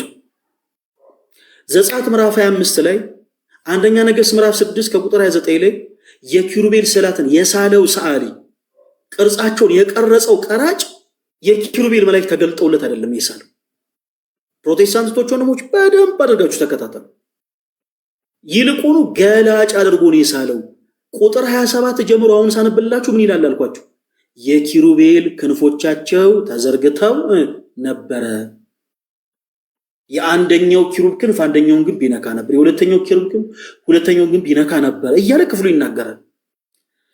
በፈቃድ እግዚአብሔር ስዕላቸውን እንዲስል የታዘዘው ሰው ስዕላቸውን ሲስል የኪሩቤል መላእክቶች ተገልጠውለት ክንፎቻቸውን ዘርግተው አንዴ እስቲ ወደ ቀኝ ዙሩ፣ ትንሽ ደግሞ እስቲ ወደ ግራ፣ አንዴ ደግሞ እስቲ በደንብ ክንፎቻቸውን ዘርጉ እያለ ፊት ለፊቱ አቁሟቸው ሳለ የሚል አስተምሮም የለም። ኦኬ፣ እሱም ሰዓሊውም ጭምር ሳያቸውን ይሳለው። ለምን? ገላጭ አድርጎ ይሳላቸው። መላእክት እንደሆኑ ለማጠየቅ ክንፍ እንዲኖራቸው አድርጎ ሰርቷቸዋል። 40ቱ እንስሳ ምንላቸው ኪሩቤል በዮሐንስ ራእይ ላይ በላም አምሳል፣ በሰው አምሳል፣ በንስር አምሳልና በአንበሳ አምሳል ያሉ መላእክት እንደሆኑ መጽሐፍ ቅዱስም ጭምር ይናገራል። ሰው ሰዓሊውን ሲስል እነዚህ ቅዱሳን መላእክት እንደሆኑ ለማጠየቅ ክንፎችን እየዘረጋ ሳለ ለማጠየቅ እንጂ ሰማያት ተከፍተው ኪሩቤል ተገልጠውለት ሳለ የሚል አስተምሮ የለም። በኢትዮጵያ ኦርቶዶክስ ተዋሕዶ ቤተክርስቲያን ቅዱሳት ስዕላት አገልግሎታቸው ገላጮች ናቸው፣ ቋንቋዎች ናቸው ስንል እንዴት ነው? በደንብ አድርጋችሁ አድምጡን። ከዚህ በኋላ ያለው ጉዳይ ፕሮቴስታንቶችን የሚመለከት አይደለም። በዚህ አጋጣሚ በደንብ አድርጋችሁ አድምጡኝ። ከፕሮቴስታንቶች ጋር እኛ ልንግባባ የምንችለው ማለትም እንደው እንደ ጥያቄ ተነስቶ ልናወራ የምንችለው ስዕላት መጽሐፍ ቅዱሴ ናቸው ወይስ አይደሉም ነው። አዎ ናቸው የሚለውን መልስ ከመለስን በቂ ነው። ከዛ በኋላ ግን አገልግሎታቸው ላመነ ሰው እንጂ ላላመነ ሰው አይደለም። ነገር ግን ምን እያደረገን እንደሆነ ግን እንዲገባችሁ ግን እስኪ እናስረዳችሁ። ቋንቋ ናቸው ብያችኋል። ቅዱሳት ስዕላት ቋንቋ ናቸው። ቋንቋ የትም ብትሄዱ ይኸውላችሁ፣ ኮንጎ ብራዛቪልን ብትገቡ፣ ናይጄሪያን ብትገቡ፣ ኡጋንዳን ብትገቡ፣ ሲሼልስን ብትሄዱ፣ ሞሪሼስ ብትሄዱ፣ አሜሪካን ብትሄዱ፣ እስራኤል ብትሄዱ ቋንቋ በሶስት ይከፈላል። የቋንቋ ሌክቸሮች ጋር ይሄን ሐሳብ ቀረብ ብላችሁ ጠይቁ። እሺ፣ ቋንቋ በስንት ይከፈላል አልኳችሁ? በሶስት። የኢትዮጵያ ኦርቶዶክስ ተዋሕዶ ቤተክርስቲያን በሶስቱም ቋንቋዎች ወንጌል ትሰብካለች። አንደኛው ቋንቋ ሊተራል ላንጉዌጅ የቃል በቃል ቋንቋ አሁን እኔና እናንተ የምናወራው። ሁለተኛው ቋንቋ የምልክት ቋንቋ ነው። ሶስተኛው ቋንቋ ደግሞ ስዕላዊ ቋንቋ። የኢትዮጵያ ብቸኛዋ ቤተክርስቲያን ነች በሶስቱም ቋንቋ የክርስቶስ ኢየሱስን ወንጌል የምትሰብክ ብቸኛዋ ቤተክርስቲያን ኦርቶዶክሲት ቅድስት ቤተክርስቲያን ነች። ቃል በቃል ቋንቋ ልክ እንዲህ ባለ መልኩ የኢትዮጵያ ኦርቶዶክስ ተዋሕዶ ቤተክርስቲያን መምህራን፣ አገልጋዮች፣ የሰንበት ትምህርት ቤት መምህራን፣ ሊቃውንት በየአውደ ምሕረቱ በየአደባባዩ የክርስቶስ ኢየሱስን ወንጌል ይናገራሉ፣ ይሰብካሉ። በ365 ቀናቶች በአጠቃላይ የኢትዮጵያ ኦርቶዶክስ ተዋሕዶ ቤተክርስቲያን በቅዳሴዋም ሳይቀር የክርስቶስ ኢየሱስን ወንጌል ተሰብካለች። ዲያቆኑ ወንጌል ከመነበቡ በፊት ምን እያለ ይናገራል? ነስሑ ወእመኑ እስመ ቀርበት ይእቲ መንግሥተ ሰማያት፣ መንግሥተ ሰማያት ቀርባለችና ንስሐ ግቡ። 365 ቀን ሳይቋረጥ በኢትዮጵያ ኦርቶዶክስ ተዋሕዶ ቤተክርስቲያን የሚነገር ቃል። በቤተ መቅደስ ብቻ አይደለም፣ አደባባይ በምናከብራቸው በዓላቶች፣ በመስቀል በዓል በሉት፣ በከተራ በዓል በሉት፣ በተለያዩ በዓላቶቻችን ላይ የኢትዮጵያ ኦርቶዶክስ ተዋሕዶ ቤተክርስቲያን እንዲህ ባለ ሊተራል ላንጉዌጅ የክርስቶስ ኢየሱስን ወንጌል ትሰብካለች። ይሄ ቃል በቃል የምንነጋገረው ቋንቋ ይባላል። ሁለተኛው ቋንቋ ደግሞ የምልክት ቋንቋ። የኦርቶዶክስ ቤተክርስቲያን በምልክት ቋንቋ ትሰብካለች። ኔጌቲቭ ካልሆናችሁ፣ እውነት ለመናገር በቃ ውስጣችሁ በኔጌቲቭ ኢነርጂ ካልተሞላ፣ አሁን የምናገረው ቃል ፕሮቴስታንት እህቶች ወንድሞቼ ለብዙዎቻችሁ ግልጽ፣ ለብዙዎቻችሁ አሻሚ ያልሆነ ሐሳብ በደንብ አድርጋችሁ በፍቅር አድምጡ። የምልክት ቋንቋም የኢትዮጵያ ኦርቶዶክስ ቤተክርስቲያን የክርስቶስን ወንጌል ለመስበክ ትጠቀምበታለች። እያንዳንዱ በኢትዮጵያ ኦርቶዶክስ ተዋሕዶ ቤተክርስቲያን የምናደርጋቸው አክሽኖች የክርስቶስ ኢየሱስን ወንጌል የምንሰብክባቸው አክሽኖች ናቸው። በዘፈቀደ የምናደርገው አይደለም። በፕሮቴስታንቱ ቤተ እምነት ለምሳሌ አምልኮ ይባልና ለአምልኮ የተሰበሰበ ህዝብ መሬት ላይ ሊከረባበት ይችላል፣ በጭንቅላቱ ሊቆም ይችላል፣ ሊደንስ ይችላል፣ ሊጨፍር ይችላል። እኛ እንዲህ አይነት ነገር የለም በእኛ ቤተክርስቲያን። አስበው፣ ስንዘምር እናሸበሽባለን፣ ከዛ ስናጨበጭባለን። አሁን በዘፈቀደ የሆነ አይደለም። ኦኬ፣ ቤተክርስቲያን በምልክት ወንጌልን ሰብካለች። ስናሸበሽብ ከሊጦስጥራ አደባባይ እስከ ቀራንዮ ድረስ ኃያል የሆነው አምላክ፣ በቅዱሳን መላእክት ዘንድ ግሩም የሆነ አምላክ፣ በቅዱሳን መላእክት ዘንድ የሚፈራው አምላክ በእኛ ዘንድ ትሁት ሆኖ ጸሐፍት ፈሪሳውያን ከሊጦስጥራ አደባባይ እስከ ቀራንዮ ድረስ ወዲህ ወዲያ እያረጉ እያንገላቱት እንደወሰዱት እያሰብን በዝማሪያችን ከክርስቶስ ሰማም ጋር እየተባበርን እናሸበሽባለን። ከዛ ደግሞ እናጨበጭባለን። ኃያል የሆነ አምላክ በጥፊ መጸፋቱን እያሰብን፣ በሰው እጅ በጥፊ መጸፋቱን እያሰብን እናጨበጭባለን። የኔ ተወዳጆች፣ የኢትዮጵያ ኦርቶዶክስ ተዋሕዶ ቤተክርስቲያን በእያንዳንዱ ስፍራ ላይ የምታደርጋቸው አክሽኖች በዘፈቀደ ያሉ አይደለም። ፕሮቴስታንቶች ወንድሞች፣ ለምሳሌ በዚህ ዓመት ጥቅምት ወር ላይ ታኅሳስ 28 ላይ በመስቀል አደባባይ ከ500 እስከ 600 ሺህ የሚጠጉ ኦርቶዶክሳውያን ነጭ ለብሰው መስቀል አደባባይ ተገኝተው ነበር። ነጭ ለብሰው። ከሰሞኑ በጣም ብዙ ለእኔ መልስ የሚሰጡ ፕሮቴስታንቶች ብዙ ነን ቁጥራችን በዚህ ወጥቶ በዚህ ገብቶ ምናምን ይሉኛል። የኔ ተወዳጆች፣ የኦርቶዶክስ ቤተክርስቲያን ቁጥር ይሄን ያክል ነው ልላችሁ አይደለም። በመስቀል አደባባይ ግን ብቻ አስቡት፣ ከ500 እስከ 600 ሺህ የሚጠጋ የኦርቶዶክስ አማኝ ነጭ ነጠላ ብቻ ለብሶ መጥቶ ነበር። እንደው መሰብሰባችን ካልቀር ለምን ሬንጀር ለብሰን እያለ ለምን ሰላምታ እየሰጠናል? ለምን የሆኑ ትርኢቶችን አላሳየንም? ነጭ የለበስንበት ምክንያት አለ። ኦርቶዶክስ ስትሆኑ በዘፈቀድ አይደለም የምትለብሱት። ነጭ የለበስነው ኦርቶዶክስ ቤተክርስቲያን በምልክት ቋንቋም ስለሚሰብክ ነው። ያ ሁሉ ኦርቶዶክሳዊ ጧፍ አብርቶ ያያችሁ ሰው በአጠቃላይ ነጭ ለብሶ የመጣው ጌታችን አምላካችን መድኃኒታችን ኢየሱስ ክርስቶስ ከድቅድቅ ጨለማ ወደሚደነቅ ብርሃን እንዳሸጋገረን እያሰበን ጧፍ ያበራ ነው ክርስቶስ የእስራኤልን ሕዝቦች ሌሊት ቀን በደመና ሌሊቱን ጨለማውን በብርሃን በእሳት እየመራ ከግብፅ ባርነት ነፃ እንዳወጣቸው ሁሉ እኛንም ከዲያብሎስ ባርነት ከፊታችን እንደ ብርሃን አምድ ቆሞ ነፃ እንዳወጣን እያሰብን ጧፍ እናበራለን። በዘፈቀደ የምናደርገው ነገር የለም። ከበሯችን እንኳን ይወላችሁ ዷ የሚል ድምፅ እንዲያወጣ አድርገን አይደለም የሰራ ነው። ድምፅ እንዲወጣ አይደለም ፐርፐዙ፣ ትርጉም አለው። ከበሮአችን የሚለብሰው ጨርቁ ቀይ ነው። ከዛስ ጠፈር አለው። በአንድ በኩል ጠባብ ነው፣ በአንድ በኩል ሰፊ ነው። በውስጡ ደግሞ ጠጠሮች አሉት። ምንም አይነት ፐርፐዝ የሌላቸው ጠጠሮች፣ ምንም ከከበሮ ምት ጋር ምንም አይነት ፐርፐዝ የሌላቸው። ጋይስ ሪፖርት እየተደረገብኝ ነው። እባካችሁን ኮፒ ሊንክ አድርጉልኝ። እየተናገርኩ ያሉት የኢትዮጵያ ኦርቶዶክስ ተዋሕዶ ቤተክርስቲያን አስተምሮ እንጂ ጥላቻና ነቀፌት አይደለም። ሪፖርት የምታደርጉ ሰዎች አቁሙ። ሪፖርት አድርጋችሁም አካውንቱን ብታዘጉ ሌላ አካውንት ይከፈታል። የኔ አንደበት አይዘጋም። አድምጡኝላችሁ። ከበሮ ውስጥ 5 ጠጠሮች ይገባሉ። ከበሮ ከመመታቱ ጋር ተያይዞ ምንም አይነት ፐርፐዝ የሌላቸው እነዚህ 5 ጠጠሮች ሪዝን አላቸው የሚገቡበት። ቅድም እንዳልኳችሁ እያንዳንዱ ነገር የሚሆነው በምክንያት ነው። በምልክት ቋንቋ ወንጌልን ስለምሰብክ ኦርቶዶክስ ቤተክርስቲያን እነዚህ 5 ጠጠሮች 5ቱ አዕማደ ምስጢራትን ጌታችን ኢየሱስ ክርስቶስ የተሰቀለባቸውን 5ቱ ቅንዋተ መስቀሎችን የሚያጠይቁ ናቸው። ከበሮ በአንድ በኩል ጠባብ ነው፣ በአንድ በኩል ሰፊ ነው። ጠባቡ የሥጋን፣ ሰፊው የመለኮት ምሳሌ ነው።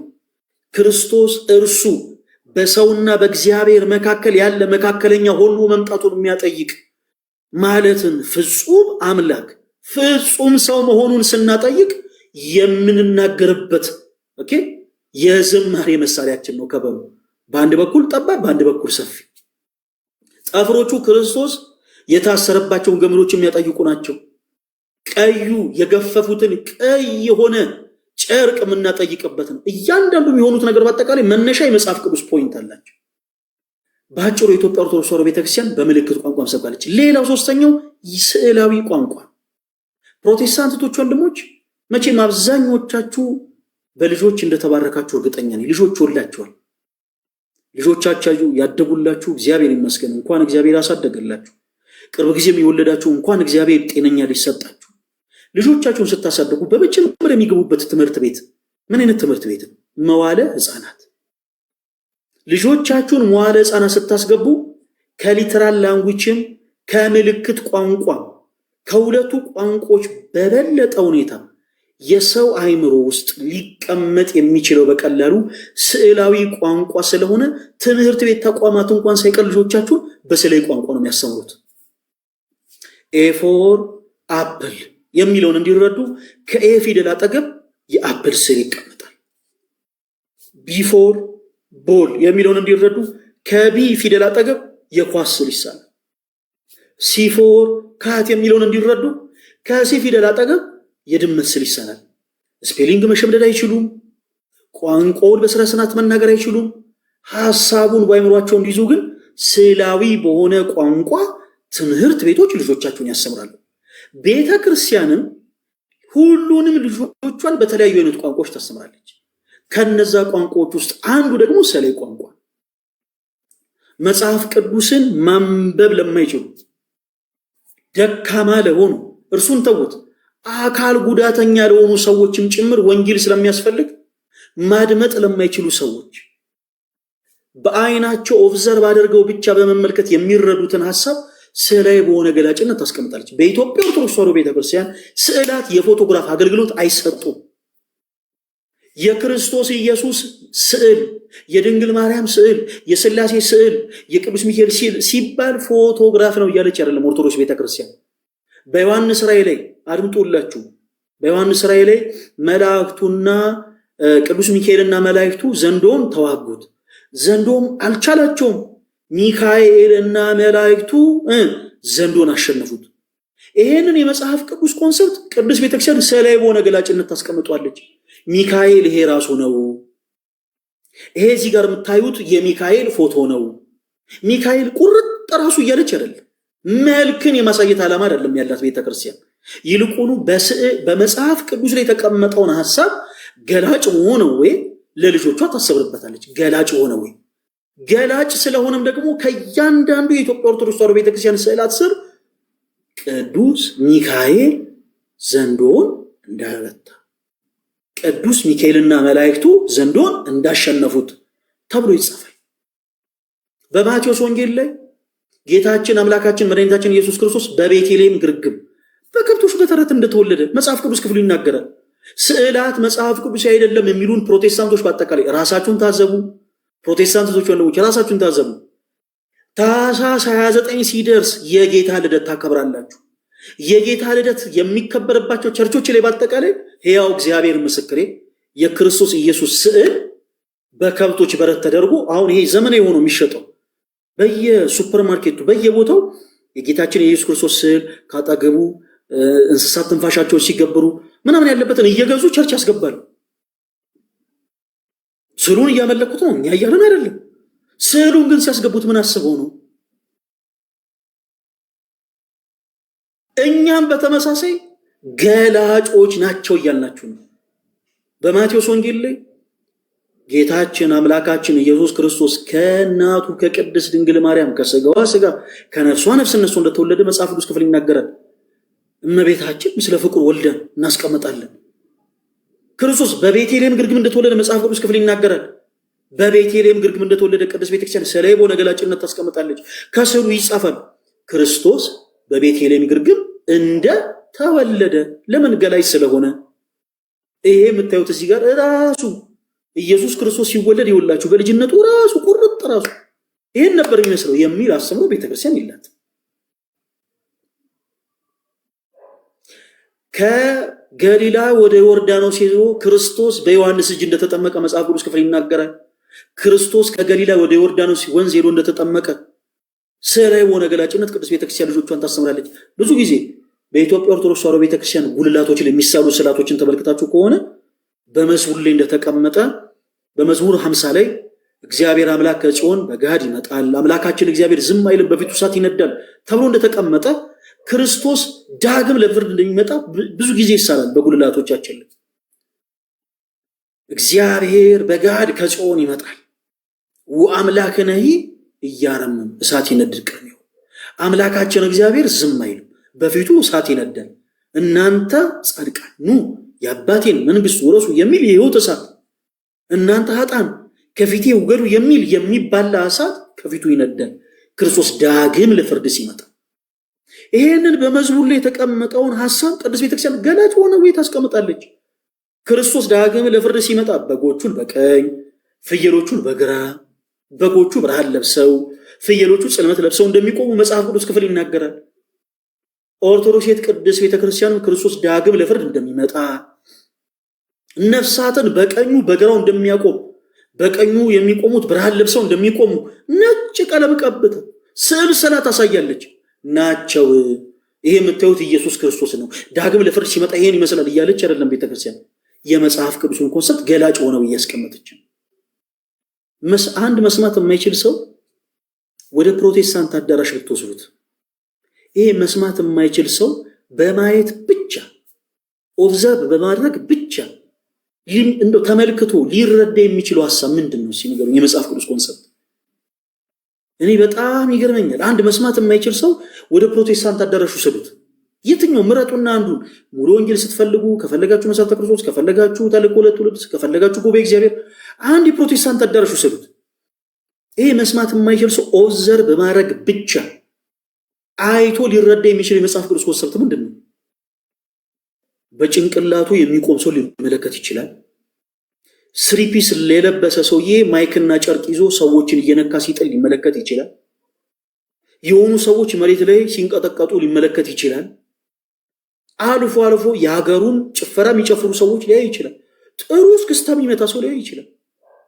ጥሩ የወላይተኛ ጭፈራ የሚጨፍሩ ሰዎችን ሊመለከት ይችላል።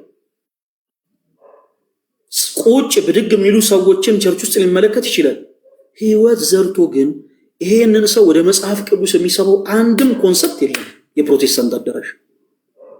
ይሄንኑ ሰው ደግሞ ያዙትና ወደ ኦርቶዶክስ ቤተክርስቲያን አምጡት። ወደ ኦርቶዶክስ ቤተክርስቲያን ስታመጡት ኦርቶዶክስ ቅድስት ቤተክርስቲያን ሁሉንም ልጆቿን በምታስብርበት ቋንቋ ማለትም ከሊተራል ከምልክት ባለፈ ስለ በሆነ ገላጭነት ወንጌልን ሰብክለታለች። በመጽሐፍ ቅዱስ ላይ ክርስቶስ በቤተልሔም ግርግም እንደተወለደ ይናገራል።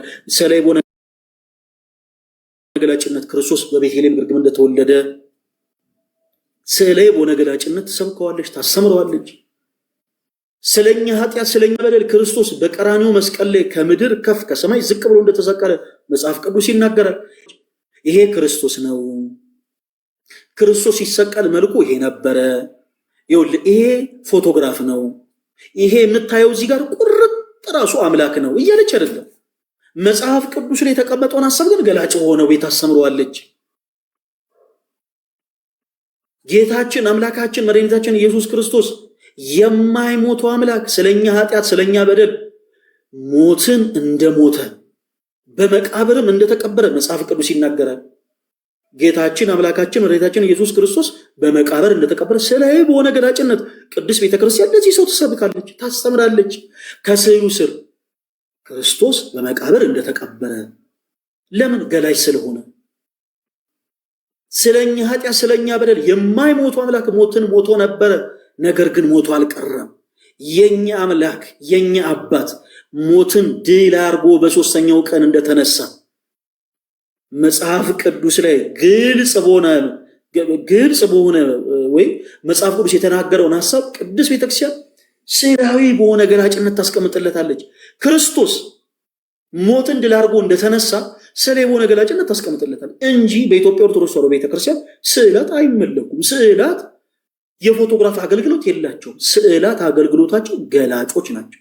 የስዕላት አገልግሎት ቋንቋዎች ናቸው። ስዕላት መጽሐፍ ቅዱስ ናቸው ወይስ አይደሉም? ኦፍኮርስ ናቸው።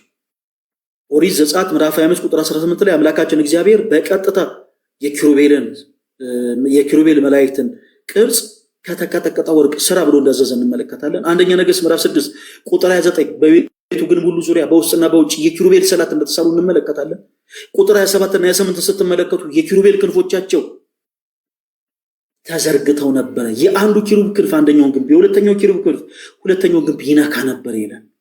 ቅዱሳት ስዕላት አዎ መጽሐፍ ቅዱስ ናቸው። አገልግሎታቸው በኢትዮጵያ ኦርቶዶክስ ተዋሕዶ ቤተክርስቲያን ምንድነው? የቤተክርስቲያን ልሳኖች ናቸው። ይሄ ግን የተቀመጠው ላመነ ሰው ነው። እንዲህ አይነቱን ጉዳይ ፕሮቴስታንት የሆነ አማኝ የማመን ግዴታ የለበትም። ምክንያቱም ቅዱሳት ስዕላት የቤተክርስቲያን ልሳን ሆነው ቤተክርስቲያን የምሰብክባቸው ላመኑ ልጆቿ እንጂ ላላመኑት አይደለም። ያላመኑት በመጀመሪያ ያላመኑበትን የቤተክርስቲያን ትምህርት ማመን አለባቸው። ስለዚህ ስዕላት አገልግሎታቸው ይሄ ነው።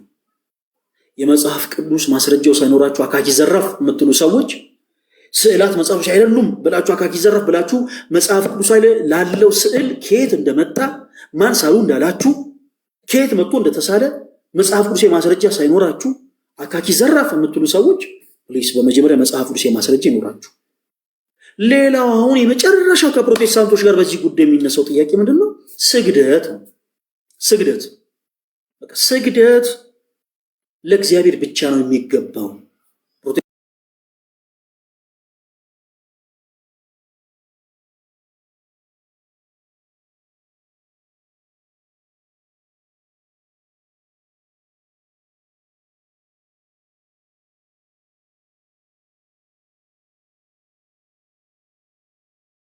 የቪዲዮ ማስረጃ የትኛውን ፕሮቴስታንት ማምጣት ይችላል? አሁን እኔ ማሳፈር ከፈለገ አንድ የፕሮቴስታንት አገልጋይ አንድ የፕሮቴስታንት አማኝ ሲሰግድ ማስረጃ የለውም። የትኛውን ፕሮቴስታንት ግን እንዲሁ ግን በኦራል ደረጃ በቃል ደረጃ ግን አይ ስግደት የሚገባው ለእግዚአብሔር ብቻ ነው ይሉናል።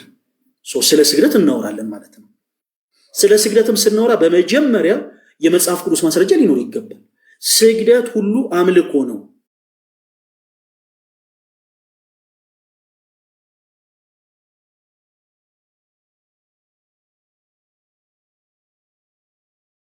የሚገባው ለእግዚአብሔር ብቻ ነው ብላችሁ የምታምኑ ፕሮቴስታንቶች ወንድሞች ካላችሁ ማለት እንደሆነም የመጽሐፍ ቅዱስ ማስረጃን እያወጣን እናሳያቸዋለን።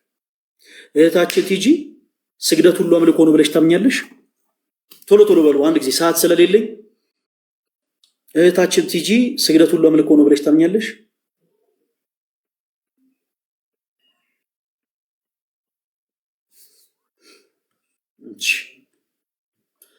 ይህን ያክል ሰዓት ወስጄ እንዲድርቅ ስል የመጪው ሱስ ኖሮብኝ አይደለም፣ ለእናንተ ነው የምናገረው። እዚሁ ገስ ላይ ሆናችሁ አታደምጡም ጭራሽ። እሺ ስለ ስግደት ለአንድ ፕሮቴስታንት እድልስ ቶሎ በሉ። ለአንድ ፕሮቴስታንት ቶሎ በሉ። ባለኝ 10 ደቂቃ ውስጥ እድል ልስጣችሁ። ስግደት ሁሉ አምልኮ ነው፣ ስግደት የሚገባው ለእግዚአብሔር ብቻ ነው የምትሉ ፕሮቴስታንቶች ንግቡ። በጣም ይገርመኛል። እኔ ስግደት የማያውቁ ፕሮቴስታንቶች ስግደት ለእግዚአብሔር ብቻ ነው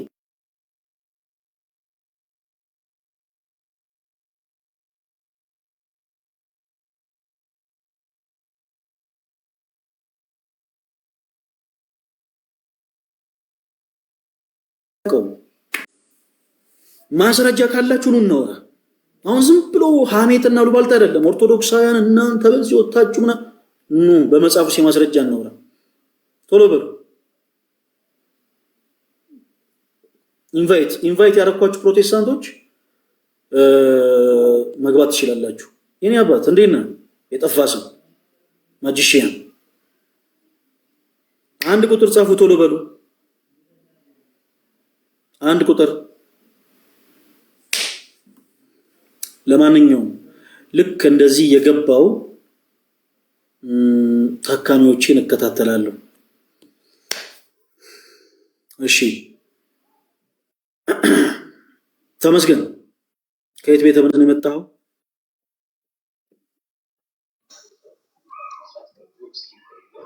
አቤት ወንድማችን ተመስገን፣ ከየት ቤተ እምነት ነው የመጣው? ከፕሮቴስታንት ነኝ። የትኛው ፕሮቴስታንት? በጣም ፕሮቴስታንት ተብለው የሚጠሩ ቤተ እምነቶች ብዙ ናቸው። ጨቅ ናቸው። የትኛው ቤተ እምነት እነግርሃለሁ? ፖለቲካ ትስራ እነግርሃለሁ። ፖለቲካ ምንድን ነው? በመጀመሪያ ፖለቲካ ምን ማለት ነው? ዴፊኒሽን ታውቃለህ? የፖለቲካን ዴፊኒሽን ስለማውቅ በቃ ቃለ ሕይወት ነኝ አልኩ። ተመስገን ብራዘር፣ ምንድነው ውጥር የሚያደርግ የኔ አባት? አንተ ንቀት ስላለብህ ለጴንጤ አውቃለሁ። ተረጋጋ። እኔ የለብኝም። በጣም ፕሮቴስታንት የሆኑ እህት ወንድሞች በጣም ብዙ ወዳጆች አሉ። ግን ውሃ ያለብህ የምትል ከሆነ ግን በግድ እንኳን ኖረብኝ። አንተ ሲገስ ላይ ስትመጣ ግን መለጠጥ አትችልም። እሺ ተመስገን የኔ አባት፣ ስትመጣ በፈቃደኝነት ተመስረተ በፈቃደኝነት ላይ ተመርኩዘን የሆኑ ሀሳቦች አውርተን ለመለያየት ነው የገባ።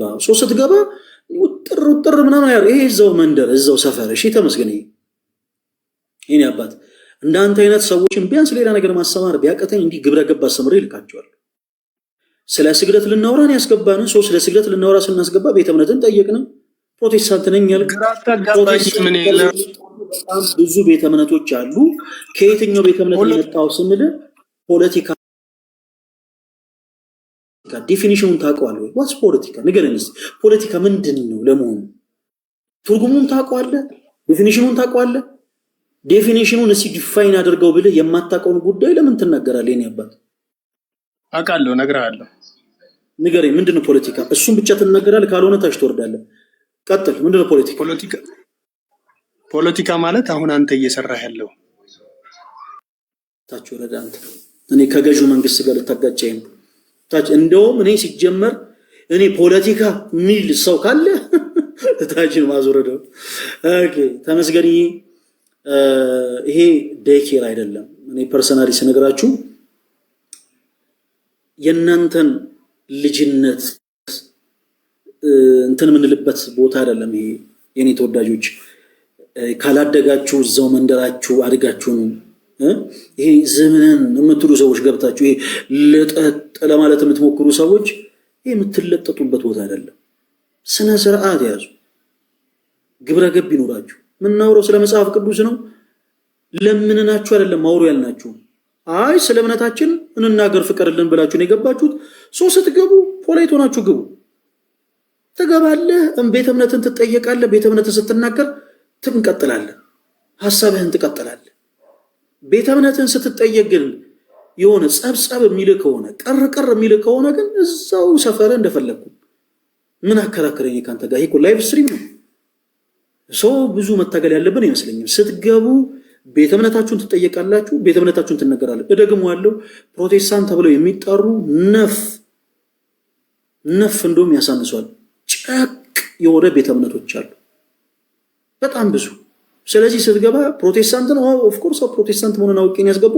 ቤተ እምነትን ግን ትናገራለህ ወይ ዘር ሙሉ ወንጌል ወይ ደግሞ መሰረተ ክርስቶስ ወይ ጉባኤ እግዚአብሔር ወይ ቃለ ሕይወት ወይ መካነ ኢየሱስ ወይ ተልእኮ ለትውልድ ወይ ጉባኤ እግዚአብሔር ወይ 7000 ምርጦቹ ወይ ደግሞ አማኑኤል መጥምቃውያን ወይ ወንድማማቾች ቤተክርስቲያን ወይ አማኑኤል ህብረት። ከየትኛው እንደመጣ ትናገራለህ። ወደድክም ጠላህም።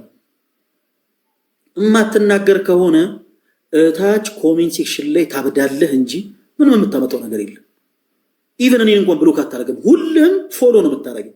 ሁልህም እዚህ ውስጥ ያለ ፕሮቴስታንት ፎሎ አድርገህ ትወጣለህ እንጂ ምንም የምታመጣው ነገር የለም። ስለዚህ ስትገቡ ፕሊስ እባካችሁ ፖላይት ሆናችሁ ግቡ። እናንተን በፍቅር ልናደምጣችሁ ነው የምናስገባችሁ። ስትገቡ ዝብንን አትበሉ። ቀልጠፍ ቀልጠፍ ብላችሁ ተደጋጋሙ። ለማንኛውም ስለነበረን ጊዜ ሁሉ አምላካችን እግዚአብሔር ስሙ የተመሰገነ ይሁን። እንደ እግዚአብሔር መልካም ፈቃድ ነገም የተለያዩ ነጥቦችን እያነሳን እናወራለን።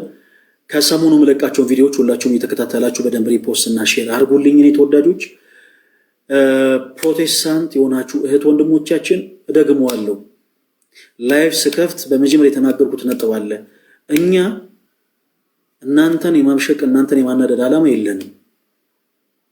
ፕሮቴስታንት እህት ወንድሞችን እኔ አብሽቄ አበሳጭቼ ከክርስቶስ የማገኘው ዋጋ የለም ብኮነን እንጂ። ኦኬ አገልግሎታችን በዜሮ እንዲባዛ እንፈልግ። ወንጌል ሰዎችን የምንመልስበት ቃል፣ ወንጌል ሰዎችን የምናስተምርበት ቃል እንጂ ወንጌል ሰዎችን የምናበሽቅበት ቃል አይደለም። ባስ ውስጥ ታክሲ ውስጥ እየሄድን ኢየሱስ ምናምን እያለን ሰዎችን የምንበጠበጥበት ቃል አይደለም። ኢየሱስ የሚለው ስም ገብቷል ወዳጅ። መገናኛ ሜክሲኮ ኃይሌ ጋርመንት አንተ የቤት ኪራይ ያስጨንቆ ምናምን ከሰው ተጋጅተ ከሰው ተጣልተ ነገሮች ሁሉ ግራ ገብተው ዝም ጆሮ ላይ መጥቼ አርገቡላ ምናምን እያልኩ የማበሽቅበት ቃል አይደለም ወንጌል። ወንጌል ሰዎችን ምንመልስበት ሰዎችን ምናስምርበት ቃል ነው። ሁላችሁንም ፕሮቴስታንቶች ወንድሞች በክርስቶስ ፍቅር እንወዳችኋለን። እናንተን እንወዳችኋለን ስንል ግን እናንተ የምታምኑትን ትምህርት እናንቆለጳጵሷለን ማለት ግን አይደለም። የክደት አስተምሮን እጅግ በጣም እንጸየፋለን እና እስከ መጨረሻው ህቅታ ድረስ እውነተኛ የሆነውን የክርስቶስን ኢየሱስን ወንጌል ለእናንተ በማድረስ እንኖራለን እና ፕሊስ ባልሆነ መንገድ እንዳትረዱን። ለማንኛውም ወዳችኋለሁ። የጌታችን የኢየሱስ ክርስቶስ ጸጋና ሰላም ከሁላችን ጋር ይሁን። ደህና ሁኑ። አካውንቴ በጣም በጣም በጣም ሪፖርት የተደረገበት ነው። 2 ጊዜ ቀደም ቀይ አብርቶብኛል። የኔ ተወዳጆች ሪስትሪክሽን 2 ጊዜ ሰጥቶኛል እና ከላይፍ ሳልወጣ ፕሊስ እዚህ ውስጥ ያላችሁ እህቶች ወንድሞች በአጠቃላይ ኮፒ ሊንክ አድርጉልኝ። ፕሮቴስታንቶች ወንድሞችም ኮፒ ሊንክ አድርጉልኝ። ክርስቲያን የሆናችሁ እህቶች ወንድሞችም በደንብ አድርጋችሁ አካውንቴን ኮፒ ሊንክ አድርጉልኝ። ወዳችኋለሁ።